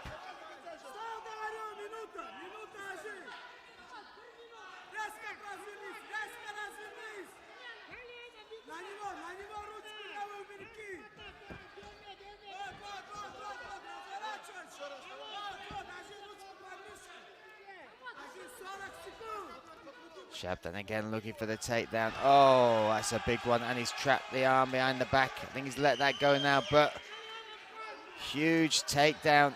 Big moment in the third round here for Kazakhstan. Still, the RMMAU coach is calling for more work, more action, and the response is coming from Aliyev. But this is the position. Shabdan has used it so well. Now there's a difference. Digging in, pummeling under, fighting those hands. Still forward pressure connection coming from Shabdan.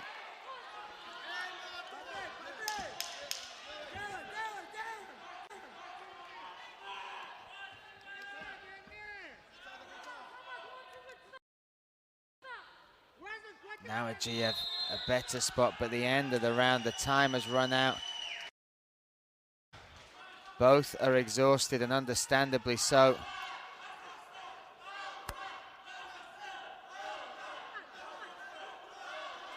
Unbelievable contest between these two, and the surprise or the technique of the day are those takedowns from Shabdan. Once he got that body lock, it really seems like a trick up his sleeve, which Aliyev, despite the fact you can see how good he is in the grappling realms, and I'm sure he's a handful for many opponents. Shabdan will see that Kazakhstan flag fly high once more. Let's find out. Let's hand it to Ricky Wright. And over on cage 2, your winner by unanimous decision. In the red corner, representing Kazakhstan, Shabdan. Unanimous decision victory. Well earned, well deserved. Shabdan moves on.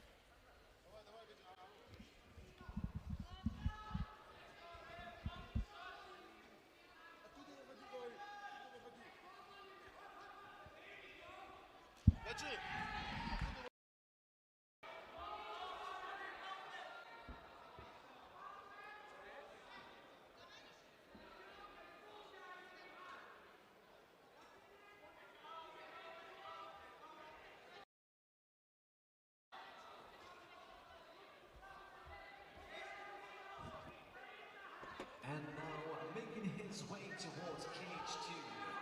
In the blue corner representing Spain, Juan Izquierdo. And his opponent in the red corner representing Japan, Rio Yamaguchi.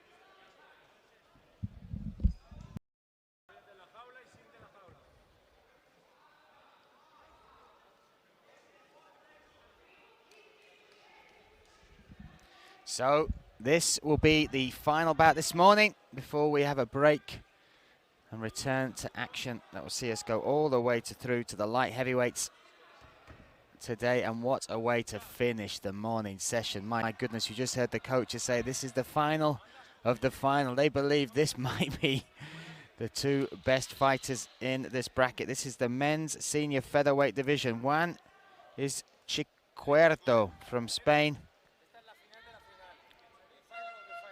You can hear again from Ecuador, my apologies. From Japan, the sole athlete from Japan competing here. Ryo Yamaguchi, well known, well loved under IMMAF. The best finals, but just came up against, oh, nice take from one. But just came up against the man, the mighty Mohamed Makhayev in both of those. Now he's moved up to the seniors. Now he's moved up the division from the bantamweights to the featherweights. Guy El Chapo, one is Cordero, a record of 14-3-1. We're counting yesterday's win as well, 15, and that'll put him on a, what was a 10-fight win streak. Phenomenal stuff from this Ecuadorian.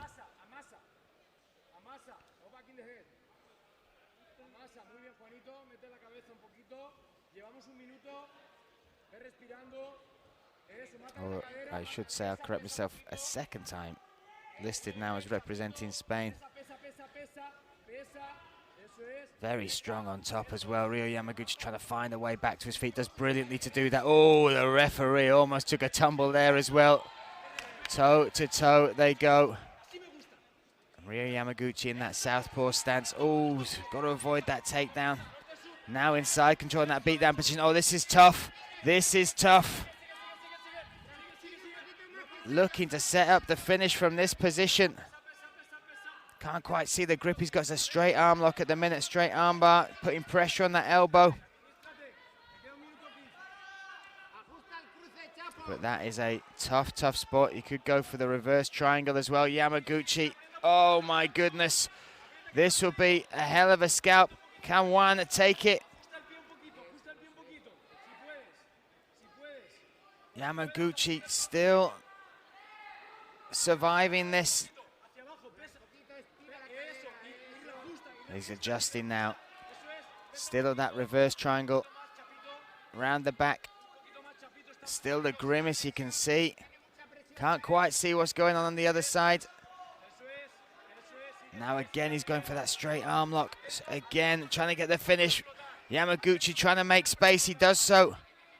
Oof. Brilliant start from one.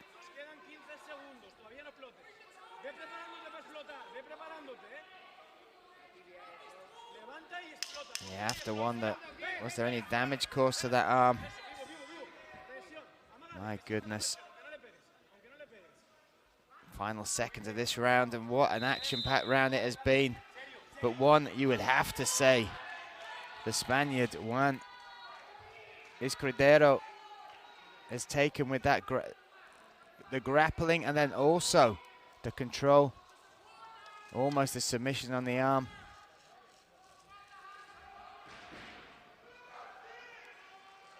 The corner, the Spanish corner, very happy. A much more subdued corner there with Ryo Yamaguchi. He has been in bad spots before. He needs to look to dig deep to make some adjustments here. Ryo has spent a lot of his camp training out at AKA in Thailand. Since we've met him as well, since his IMMAF journey began, his English is phenomenal. Has come on leaps and bounds. We've seen his skill set grow. We're now seeing him move up a division, and now we're going to see what answers he can bring to the questions being asked by Spain's is Cordero. Round two.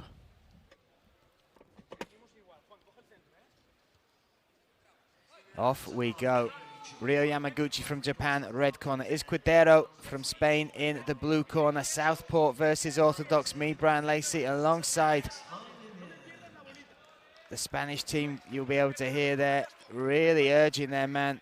One is Cordero on, and again he gets the takedown.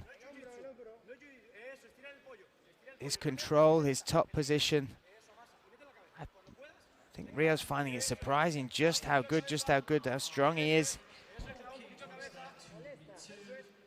He's been able to impose himself so far.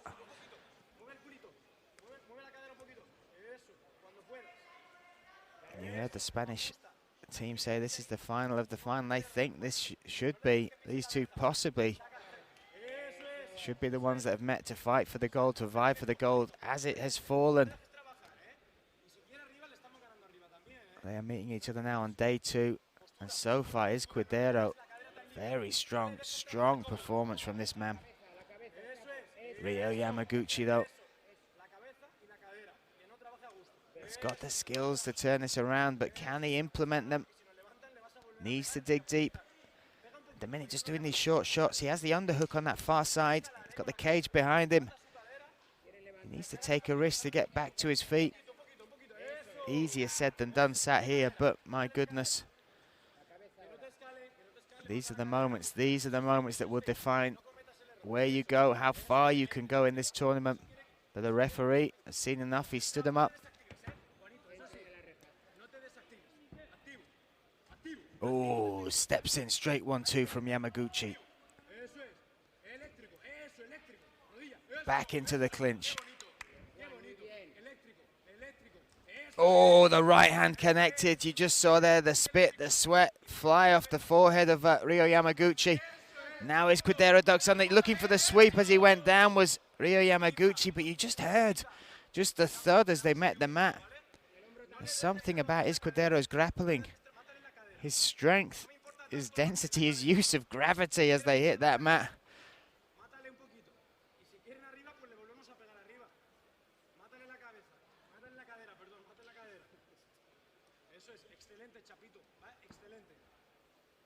And the corner of the Spaniard extremely happy with what they're seeing.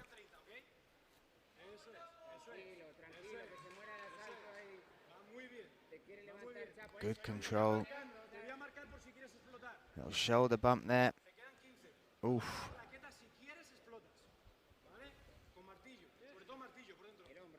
And now the clock just ticking away. 10 seconds left.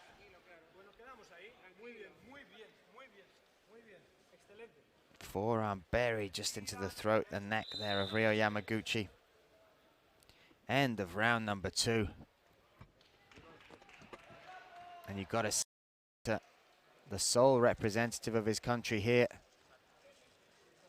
at IMMAF has got it all to do. Big deep breaths from Yamaguchi over there. And again, you're stepping up in weight. There is a difference. The reason there's weight class, I think that's going to be it. Ryo Yamaguchi retiring on his stool in between rounds. Really is struggling. Deep breaths from the Japanese fighter. And that's the victory. Ryo Yamaguchi unable to continue. And that's a sad way to see Yamaguchi go out of the tournament. But what a performance from Juan Cordero. You heard his team say it's the final of the final. Well, if that was the case, the gold medal would be firmly wrapped around his neck. Nice moment between the two. Not exactly sure. It seems like Yamaguchi's struggling maybe with all that grappling. You heard the thud as they hit the ground. Maybe he hurt a rib. And over on cage 2, your winner by a corner stoppage at the end of from Spain, Juan is. And there you have it. Spain's Cordero takes the victory. And that will see us out to the halftime break. A sad sight to see Ryo Yamaguchi go out like that. We have a soft spot in our heart for that young man, achieved, for the journey he's been on. And I'm sure he will be back. And we will be back after a short break.